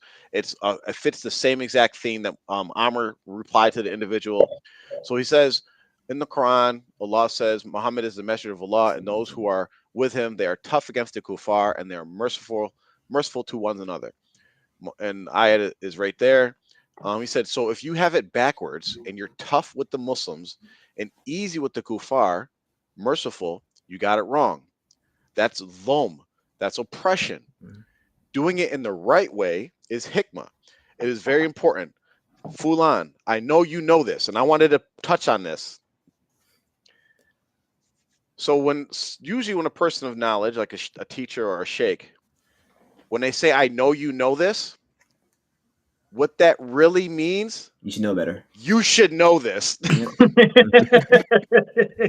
That's what sense that should it's tell a you. Yep. nice way of saying you should know this. Like you should not be asking me this question. This is something that you should know at this level, Mhm. right? So like that, I just wanted to point that out because someone could mistake this and think like, oh, they're praising me and my knowledge because they saying, oh, I know this. No, they're saying you should know this, and the stuff I'm telling you is kind of like base because most people that are listening to this video, the stuff we're talking about refuting women or calling wrongs out of women publicly, this stuff is actually common Islamic knowledge. It's not even really anything that most people would even bring up in a conversation, except for people that are liberalist, um, cucks, the people that try to use like I want to present myself, and I gotta go on a little rant here. I'm sorry, I didn't know this show was gonna be this long. ISO, But yo, ISO, ISO, go down for you. if 99.9999999% of the time, if you have a man, a brother, or whatever, a man presenting himself as some knight in shining armor and a protector of women's rights and protector of women, he's only portraying that as a way to gain the affection of the women. And he's actually the opposite of that because he actually can't defend the rights of any of the women that actually come up under his protection. I'll put that out there. Y'all women take that wherever you want. If you see someone like, oh yeah, he's all for women's rights, he defend women and children are off limits, stay away from that nigga. Straight up, stay away from him because he's just trying to get somewhere that most men try to get to. That's all Mhm. that is. Yeah. It's like the team. It's. I know I always use sports references. I can hear people in the back of my mind like, this dude always got to use sports. Yes, because I like sports. I play sports. I use sports references. But it's like, you remember how like if you have a team and a team got a bunch of tall people, or whatever, they got a big man or whatever. But Mhm. if you ain't got no big man, what do? You got to spread them out. You got to change, tactics. You can't really. You're not going to be able to go power for power. So some of these people who are, if they're not gay, or if they're not a little sweet, got some sugar in the tank. Because my man who's like, as my man who's like, they got some sugar in the tank. If they ain't got no sugar in the tank, then one of the things that they do, because they're not able to, well, be like us and just be like, we're just men. I mean, Yeah. we're the one. I mean, like we say and do what we think as men, and if you like it, you Right. like it. You don't. But because they're not able to either acquire or keep women by being just manly, whether or not they're not, or just not their thing, or they can't. So they have to change the game and try to do it a different way by being a little bit more. What's the opposite of manly? I guess. I mean, just Feminine. I don't want to say feminine, but they try to tell women what they want to hear. Yeah. So we on the Appeasing. other, so we on the one hand, we might tell women some things they really do not want to hear. Trust me, I know. They do not want to be hearing some of the stuff that I gotta say. But hey, we gotta tell them. But the men who go the opposite direction, let me just give y'all a little bit of advice. Guess what? Even though they don't like what you're saying, sometimes, a lot of times they still will be okay with, Yes. yeah, it's really not going to have that much of an effect. Now that particular one might not like you, all right, but Yeah. somebody else will. But so anyway, so what they do is, because they can't say what they really think or whatever, like what men kind of think, they figure, okay, well, this is what women want to hear, and then they start running on that platform, hoping to get the woman. Sometimes that attracts a woman, but it'll never keep them. It'll never keep them. And it'll attract a woman that you wouldn't want to keep. Mm-hmm. That's where it'll attract. Who's stronger Yeah. than you? I was having a breakfast with Uncle Adim, Jaffer, and Hussein. Mhm. And they're talking to me. Time we talk about just manhood stuff, and the things that support is like, listen, if you are not comfortable in your own skin, it's never going to work out. Like, these brothers are having identity crises left and right because they're not comfortable just being a man. Because like society has so much just demonized being a man and things that we are into, our interests, the things that we like, expect from the opposite sex, right? Mhm. It's so demonized that some of these brothers find it just like, oh no, I'm totally the opposite. I don't need anything from you. I'm a servant to my wife. No. This is absolutely not the case. You don't need to do any of that, bro. Yeah. Just be you, fam. You at your core, you still have these same men intrinsic values that are instilled upon you from birth, just as a man, instinctively. So there's no way that's just all gone, bro. I promise you. Yeah. This is probably why you're single. Yeah, let me just say this. Let me just say this real quick. After the last thing I'm gonna say, We're about to change the topic of the show. We have to. let me It's the just wrong say show this, for yo. this. It's the wrong show. Because I'm not supposed to listen, be here. let me tell you, because maybe people just don't know, but this is what it is, right? You will have, and it's been said about me. Seriously, people have been like, "Hey, they've told Jopper, man, I don't like this creepy nigga." Like they say, man, I'm what? I'm just they say creepy. Man. What do they say about me? They say, "Oh, I don't like his smile." Yeah. Smile. Yep. But you know what? What happens is, sometimes if you're saying some stuff that's like triggering to women, sometimes what happens is, yeah, you might have 100 women be like, "He's a dog. That Mubarak guy, he's man, he's terrible." Blah blah blah blah. But then you get like 3 or 4 messages. You're like, "Yo, Yeah. are you available, sir?" Yeah. And so that's what happens. You That's can't get them possibly- all. And yeah, if you say stuff that's direct to the point, and maybe all the women ain't gonna like it, most of them won't, right? But you're gonna, if 100 of them say, "Man, leave you bad messages," and I don't even want to see this dude, man. Why, there's gonna be 3 or 4 that's gonna be like, "Tell me Hey, what I what's gotta up? do. Tell me what I gotta exactly. do." And you know what? And this is just advice for the women. It's just a tangent. We'll clip this out, but this is we gave you advice about like when you see this I call them knights in shining armor. When you see these guys portraying themselves as knights in shining armor, you want to stay away. And if these end up being the guys that they got you by portraying this like I'm all for women, right? Like Amr said, I'm going to be your servant. I'm all for you. I live for you, right? The one sister, won't say her name, posted a video. The one guy, if you see a guy that wants more from you out of the relationship than he's going to give for you, then he's toxic. Stay away. You have people like that, right? These are the type. If you get a guy like that, that this is what he's portraying. This is what's going to happen in your relationship. You're going to be in a relationship in public, especially when there's other women around. He's going to be just like that. He's going to be serving you, bringing you flowers, doing all these things so that all those women could be saying, look at how good her husband is. Because he might not actively be thinking this, but subconsciously he's thinking like, I could get with those women too. But then when you go home behind closed doors, he's gonna be like, why didn't you make me dinner? Why aren't you serving me? But then every time he goes out around people, he's going to be the complete opposite, and you're going to be like, "What is up with my husband? He's bipolar, right?" This is what and that's what you're going to have, and eventually you're going to be like, "You know what? He's not what he portrayed himself to be. He only does that with other women, and you probably won't wake up into it until he secretly gets another wife." Yeah. Marries your best friend. Your best yeah. friend's hollering at him at the like. That's what these type of guys do. Yeah, And just to piggyback off Josh real quick, if you do actually have a guy that is actually like a servant type dude, I guarantee you, bro, she is not respecting you at all. Like girls love the idea of, oh, like a guy who's more in touch with his softer side and can show you his emotions and all that blah blah blah blah.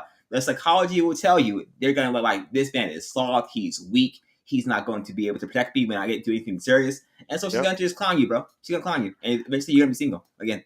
And just last thing, sorry, y'all. Piggyback off what Amr said. If you want a successful relationship, and it's in any relationship, marriage, um, friends, you want somebody that's going to be able to tell you stuff you don't want to hear sometimes. Exactly. Yes. You want that in your life. You don't want to be surrounded by yes men.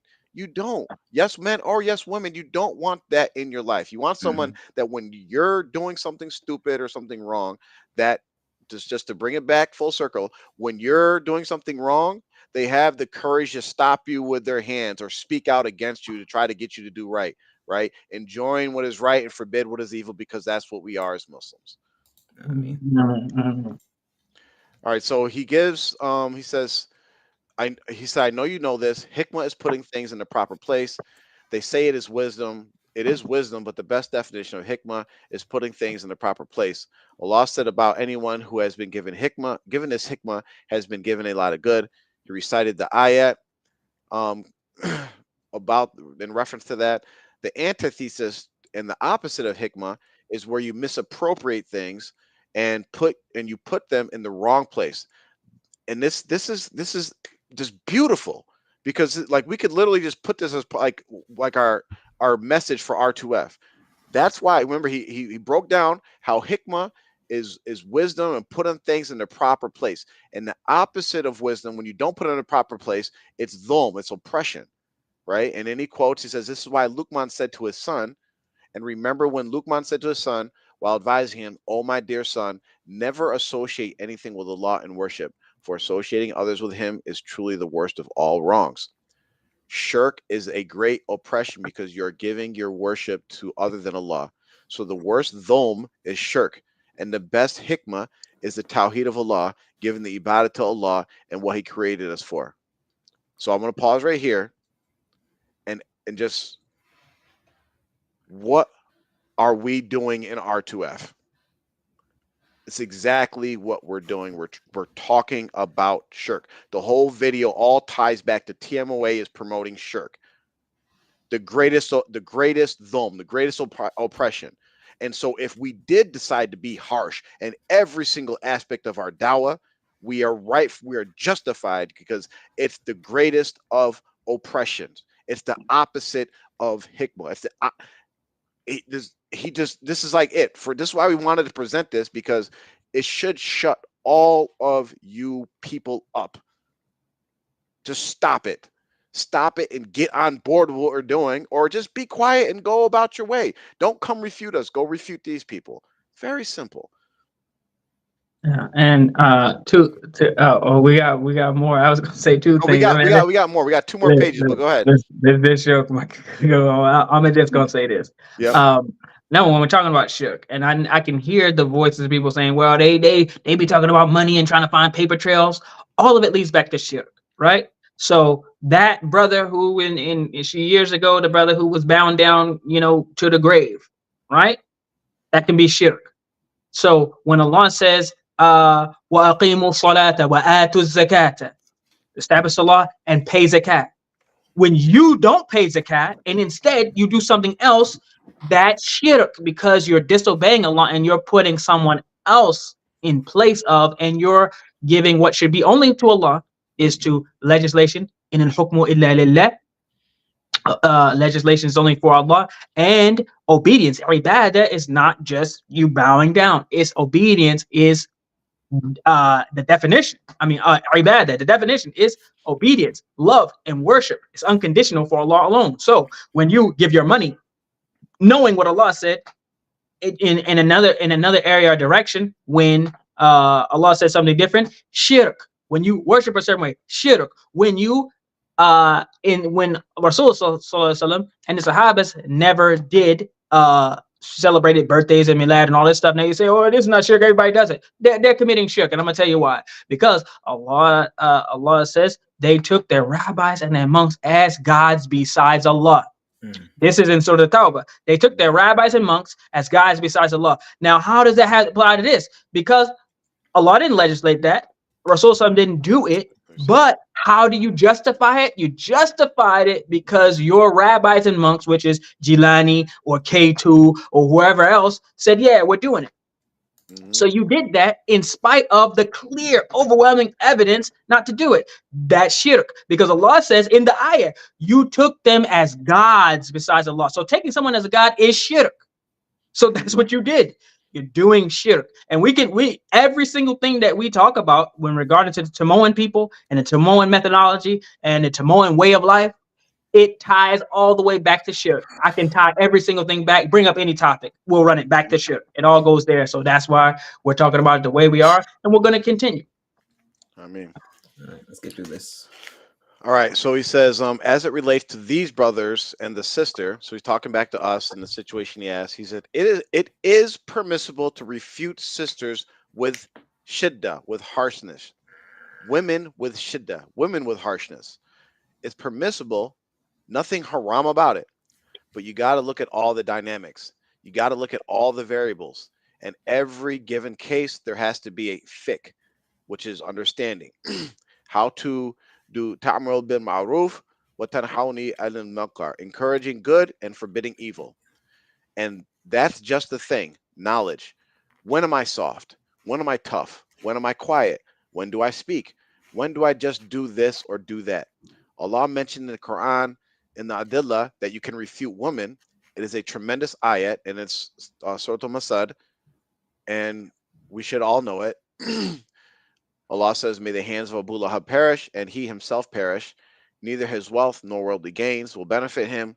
He will burn in a flaming fire, and so will his wife. The carrier of thorny kindling around her neck will be a rope of palm fiber." Just real quick, I wanted to mention how this also refutes another idea that this individual and others have, that you can't use ayats about kafirs, munafiqs, and non-Muslims for advice or lessons related to Muslims. But remember, this person accepted everything this guy said. Why? Because he's a well-known scholar. This is another evidence that, yes, we're talking about giving dawah and refuting or exposing or whatever women, Muslim women, right? And he gives this whole surah that's talking about Abu Lahab, who's a kafir, who's a pagan. Okay, so you have to put it in context. The ruling or the result is not the same. Like, we don't use this and say, "Oh, because you did what Abu Lahab did, you're going to be in a fire like him," for Muslims. But we use it for general advice because the Quran is for everybody to learn from and take from. But anyway, I'll go on. and his woman is going to carry the fibers and to fuel the flames. So that ayat, that surah is going to be read until Yawm al-Qiyamah. Every new Muslim revert knows that surah. Everybody knows that surah, and it's in the mind and the hearts of every single Muslim. Allah exposed her and threw her under the bus, so to speak. So the wife of Abu Lahab, Hind, because of her animosity towards the religion and the Nabi Sallallahu Alaihi Wasallam, and because she deserved to be, exposed. But although these ayats and the story will be known until Yawm al-Qiyamah, although Allah exposed her, that there was a dab in the surah as well, which shows we have to deal with women in a particular way. And that is Allah called Prophet Muhammad Sallallahu Alaihi Wasallam Uncle Abu Lahab, the father of the hell, like Abu Jahl, father of ignorance. He called him out of his name. Abu, you're the father of hellfire because you're going to hellfire. This right here refutes another idea that people have. Like you're not allowed to mock or say anything bad about these deviant people. When He didn't give Abu. I don't even know his real name. I know I've heard it a bunch of times, but okay, Abu Lahab, Abu Jahl. Yeah, Yeah. I mean, and just to tell you, this just reminds me that this is actually was a sunnah of Rasulullah that he would do. He did it with multiple people. So, and Allah did it with Abu Lahab, right? He Mhm. called him Abu Lahab instead of whatever his other name was, mocking him and giving him an embarrassing and a negative, derogatory name, Abu Yeah. Lahab. And then um, Hisham Amr ibn Hisham, Yeah. who was actually Abu Jahl, right? Oh yeah. But Abu Jahl, they used to yeah. So Abu Jahl's they used to call him Abu Hakam. Oh yes, that's what. Yep. Yeah, Yep. that's what they used to call him. So Rasul flipped That's it on him and called him Abu Jahl. no. No, so Abu Hakam was the father of wisdom, like he was Yep, very. yep. So he said, no, you're the Yep, father of ignorance. ignorance, Abu yeah. Jahl. There was other name. There was another, and I had it in my mind and it just got away. It was so. I don't know if y'all familiar with the. It's in sort of top. I'm sure you know where Masjid Dirar. Right, they Oh built this yes. extra masjid, whatever. So the guy who the munafiq who did that was I forgot what they used to call him Abu it was some name about like being a worshiper or something like that. I can't Mhm. remember what it was right now, but I saw something that no, his name is Abu Fasik. because because he really in truth he wasn't Abu righteousness or whatever the word Yeah. was. It was like a Yeah. really good name. He changed that John and said no, he's Abu Fasik. Mhm. And so I'm there's probably even more people that So Rasul did like that different to. So, examples that are so I there. mean, Yeah. yeah. Y'all be on the lookout because we might be changing some of y'all's names. And just think too, because we have to put things into context. We have to have hikmah and put things in their proper place. The Arabs, especially at that time, were the most eloquent speakers. Mhm. Mhm. So when we hear like, oh, Abu Lahab, oh, father of the flame, or father, it's not that bad. Like, because we are not the most eloquent of speakers, and we use much more crude language than they do. But that is a very harsh, Mhm. mocking insult to Mhm. these people that were spreading and going against the Quran and the Sunnah. So we have to keep Exactly. that in mind and keep things in context and use our wisdom. So when you guys come to us about some of the things that we do by grinning, laughing, busting an innocent joke here or there, like think about these things first. Okay, Mm. so he goes in and he said, okay, he said, but when it came to his wife, Allah didn't mention her name. He said, and his woman. His woman, because with the Arabs, you don't mention a woman's name in public like that. The Arabs, it was their culture, and this is like Amr gave like even more detail on the same topic in his response to this brother. You don't come, I don't come to you and you come to me and say, hey, you're Queen Latifah, how's she doing? Man, you don't know me like that. What are you talking about? Like asking me how Queen Latifah is doing. You say, how is your family doing? How's your woman doing? How's your people doing? Something like that. That's their dad because this was the practice Because of the Arabs. yes, at the time there was no female leaders. Brother Yes. Fulan. So he says the great scholar of Islam, Imam Shafi'i, used to say, "We, the people of knowledge, used to avoid talking about women and in our majlis. if someone started talking about, man, I'm horny, or man, I can't wait to slice that pie, they would say, hey, get out of our majlis. The majlis of knowledge is not for that.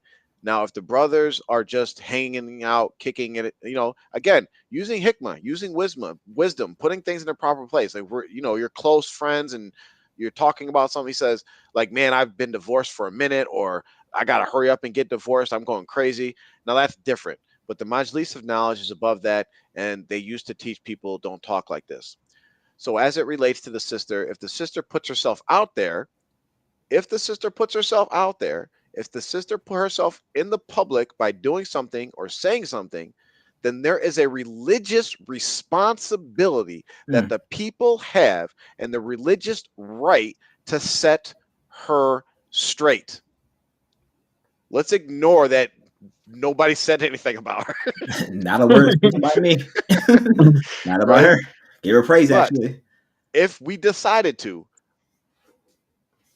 say something and put her straight, it is a religious responsibility and our religious right.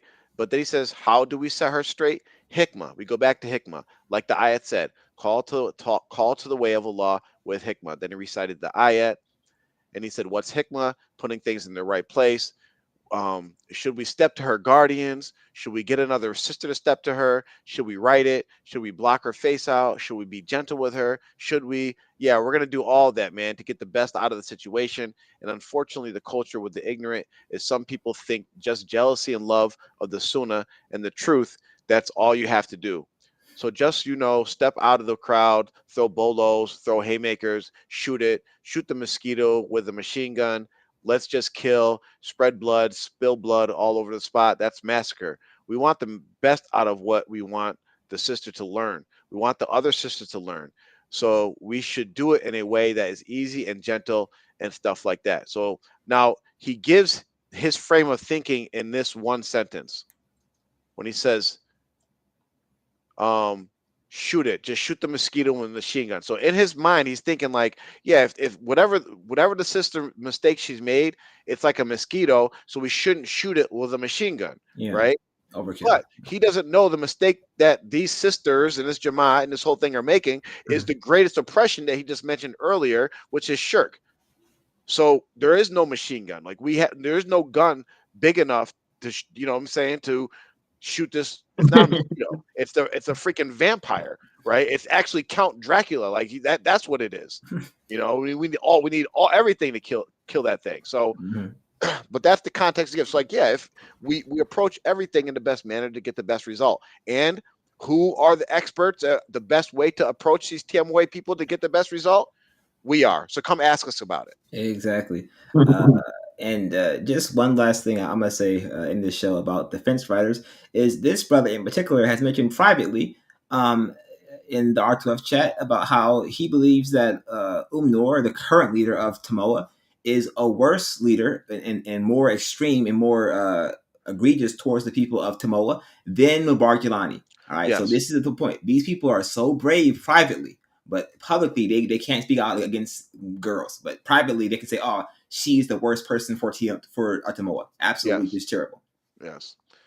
He says, so I can't say. Then he gives them context. He says, so I can't say what they did was wrong or right because I didn't see what she did and what she said, and I didn't read what they said and what they did. So I can't really judge. And as the principle goes, and this is basic stuff right here, and it's a principle in our religion.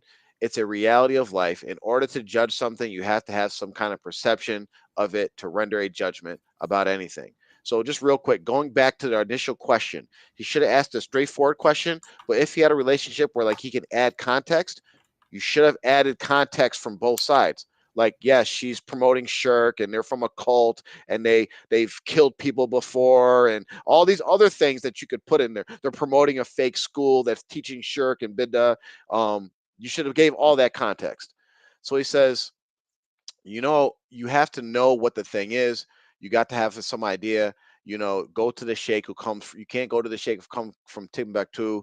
He doesn't know what a blunt is. He doesn't know what crack is. You say to him, Sheikh, what's the ruling on a blunt? He will be like, what?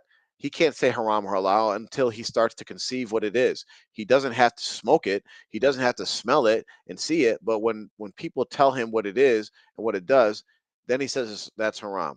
But until he has some idea, obviously he can't render a judgment, and I can't say whether they are wrong or right. They may be right, I don't know. And I was like, alhamdulillah, this how you know, like Mubarak said, he's seasoned, he knows how this goes. He picked up on the leading question and didn't fall for it. Alhamdulillah. And Mhm. he says, I didn't see what she did, but it is permissible to refute people. And this is okay, just to go back to real quick, because I want to tie this in so we don't have to spend too much time off it. Another brother had a debate just today with somebody else using the hadith that this brother's going to mention, saying that when the hadith commands us to stop things with our hands, that's referring to military personnel. And when the hadith references speaking out about something, that's talking about the scholars. And for everybody else, the hadith is telling everybody to hate it in your heart. I don't know where that brother got that interpretation of the hadith. I have literally never heard any such a thing, right? And this explanation that this sheikh gives should be able to refute that brother. Because, like I said, this isn't just an isolated incident. We get crap like this all the time, and we have to keep saying the same things over and over and over. And because we are who we are and people don't respect us, they don't take what we say. So if you aren't going to respect what we say and the evidence we give us, don't come to us in the first place. Go to the people that you respect and that you take from, ask them the questions, then send us an email and we'll respond or not respond or whatever. But don't waste our time. If you're going to come to us and ask us a question, then we provide the proofs, but at the same time you're already asking somebody else the question because you wanted to use that evidence as a refutation against whatever we said, but it backfired. And we'll go through. So just to let you know that that idea, uncle, that brother said, this part we're going to cover um addresses that fully. So he says, I did see what she did, but it is permissible to refute people, any and everybody, any and everybody. As the Prophet sallallahu alaihi wasallam said, anyone, again, anyone, anyone who sees a wrong, let him change it with his hand. He didn't say soldiers. Okay?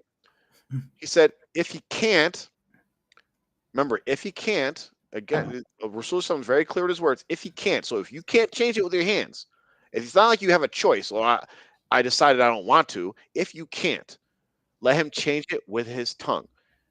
As far as R2F and TMOA go, we can't stop TMOA from doing anything with our hands. We don't have any authority or anything in TMOA. So we fall into the next categories that we have tongues and we can speak.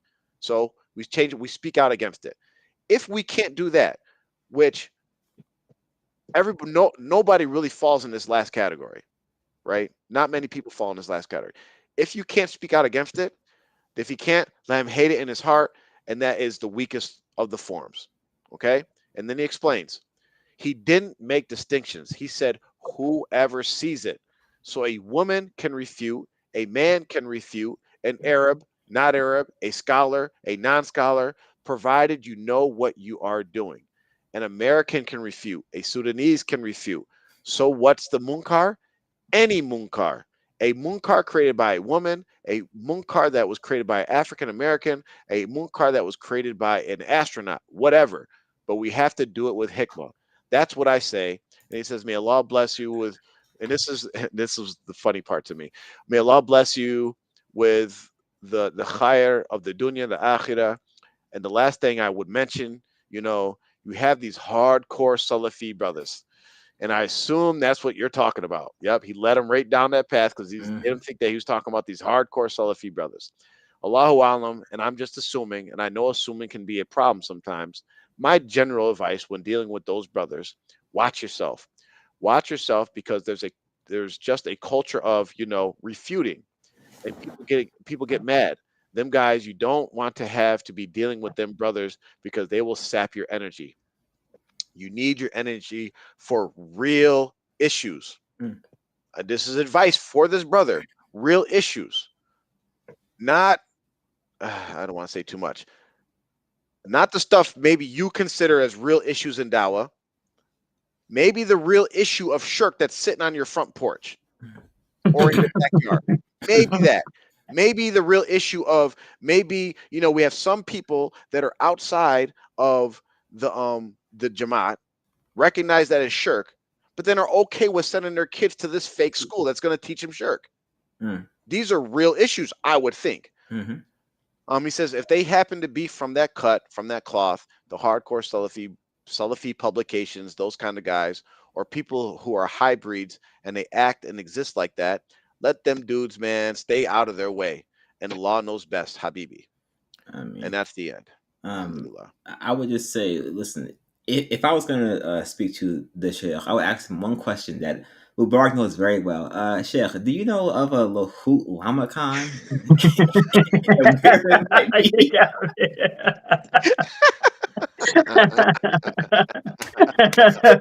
Because my brother Mubarak knows all about, he knows all about Lahut Lama Khan. Oh man, yo. That would have been great if the audio ended with him saying it, and also brother, the breaking news is that Lama Khan is in Pakistan. I repeat. I don't know. Uncle just left a couple of bangers the other day too. I'll be on fire, right? He shooting 3.5 court. Oh, alhamdulillah. Okay. Yeah, so I mean that's it. Again, people that's what we had to say. It's a constant issue, but now we have content specifically on that just before Ramadan. Y'all please contemplate this. And if you want to check somebody, if you want to engage in, in joining the right, forbidding the wrong, let's put it in perspective and go against the things that really matter. Attack the ones that are promoting shirk and innovation and violating people's rights, kicking people out of their homes, and all these different things. R2F is not doing that. Yeah, we ain't doing none of that, man.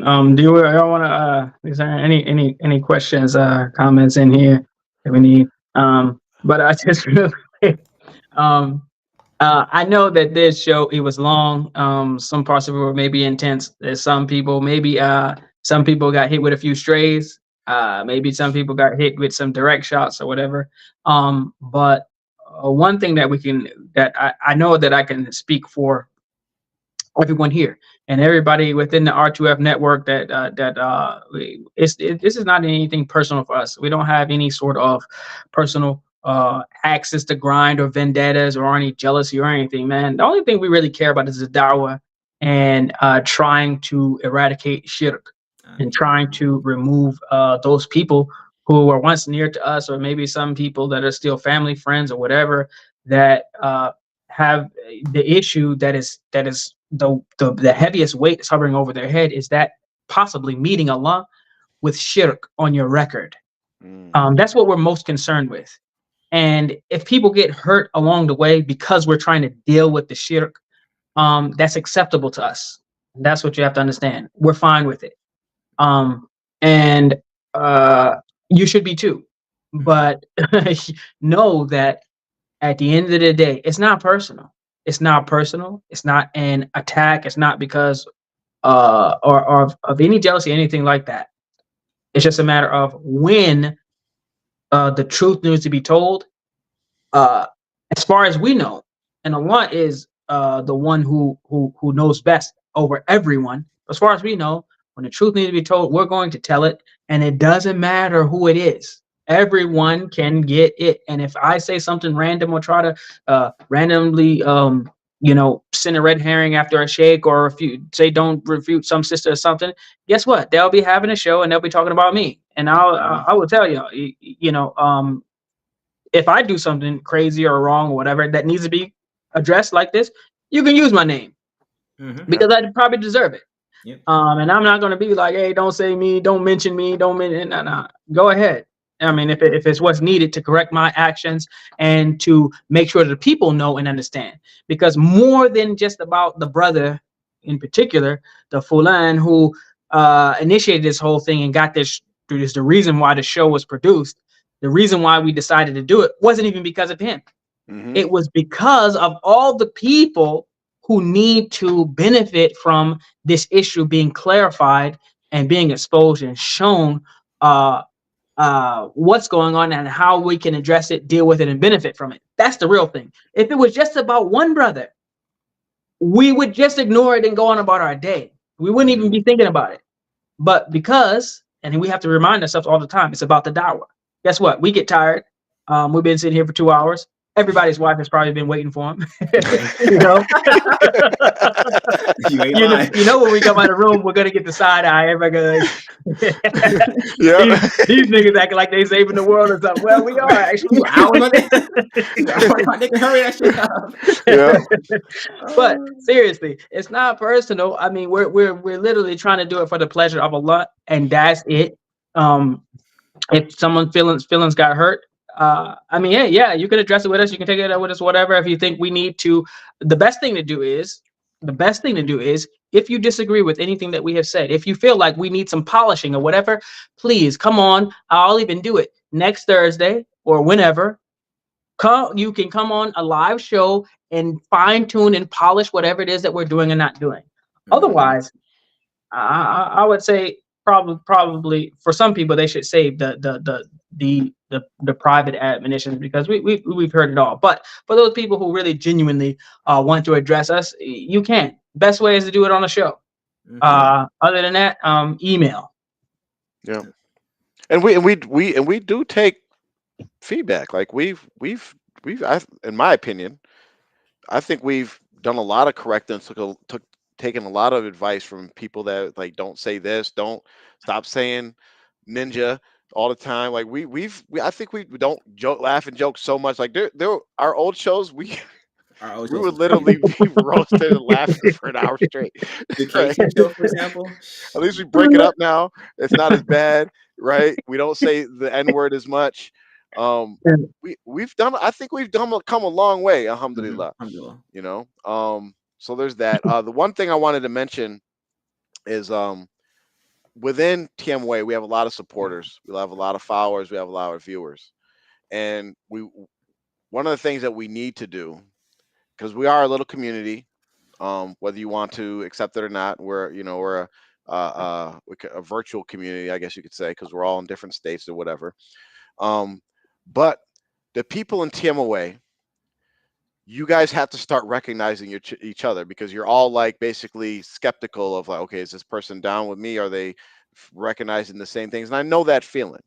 So this is what we're gonna do, and you'll all have to have courage to do this, because it's going to be a very strong message that you will send to others that are your supporters, and you'll realize you have more numbers than you want, and you'll send a strong message to these people that are trying to keep you down.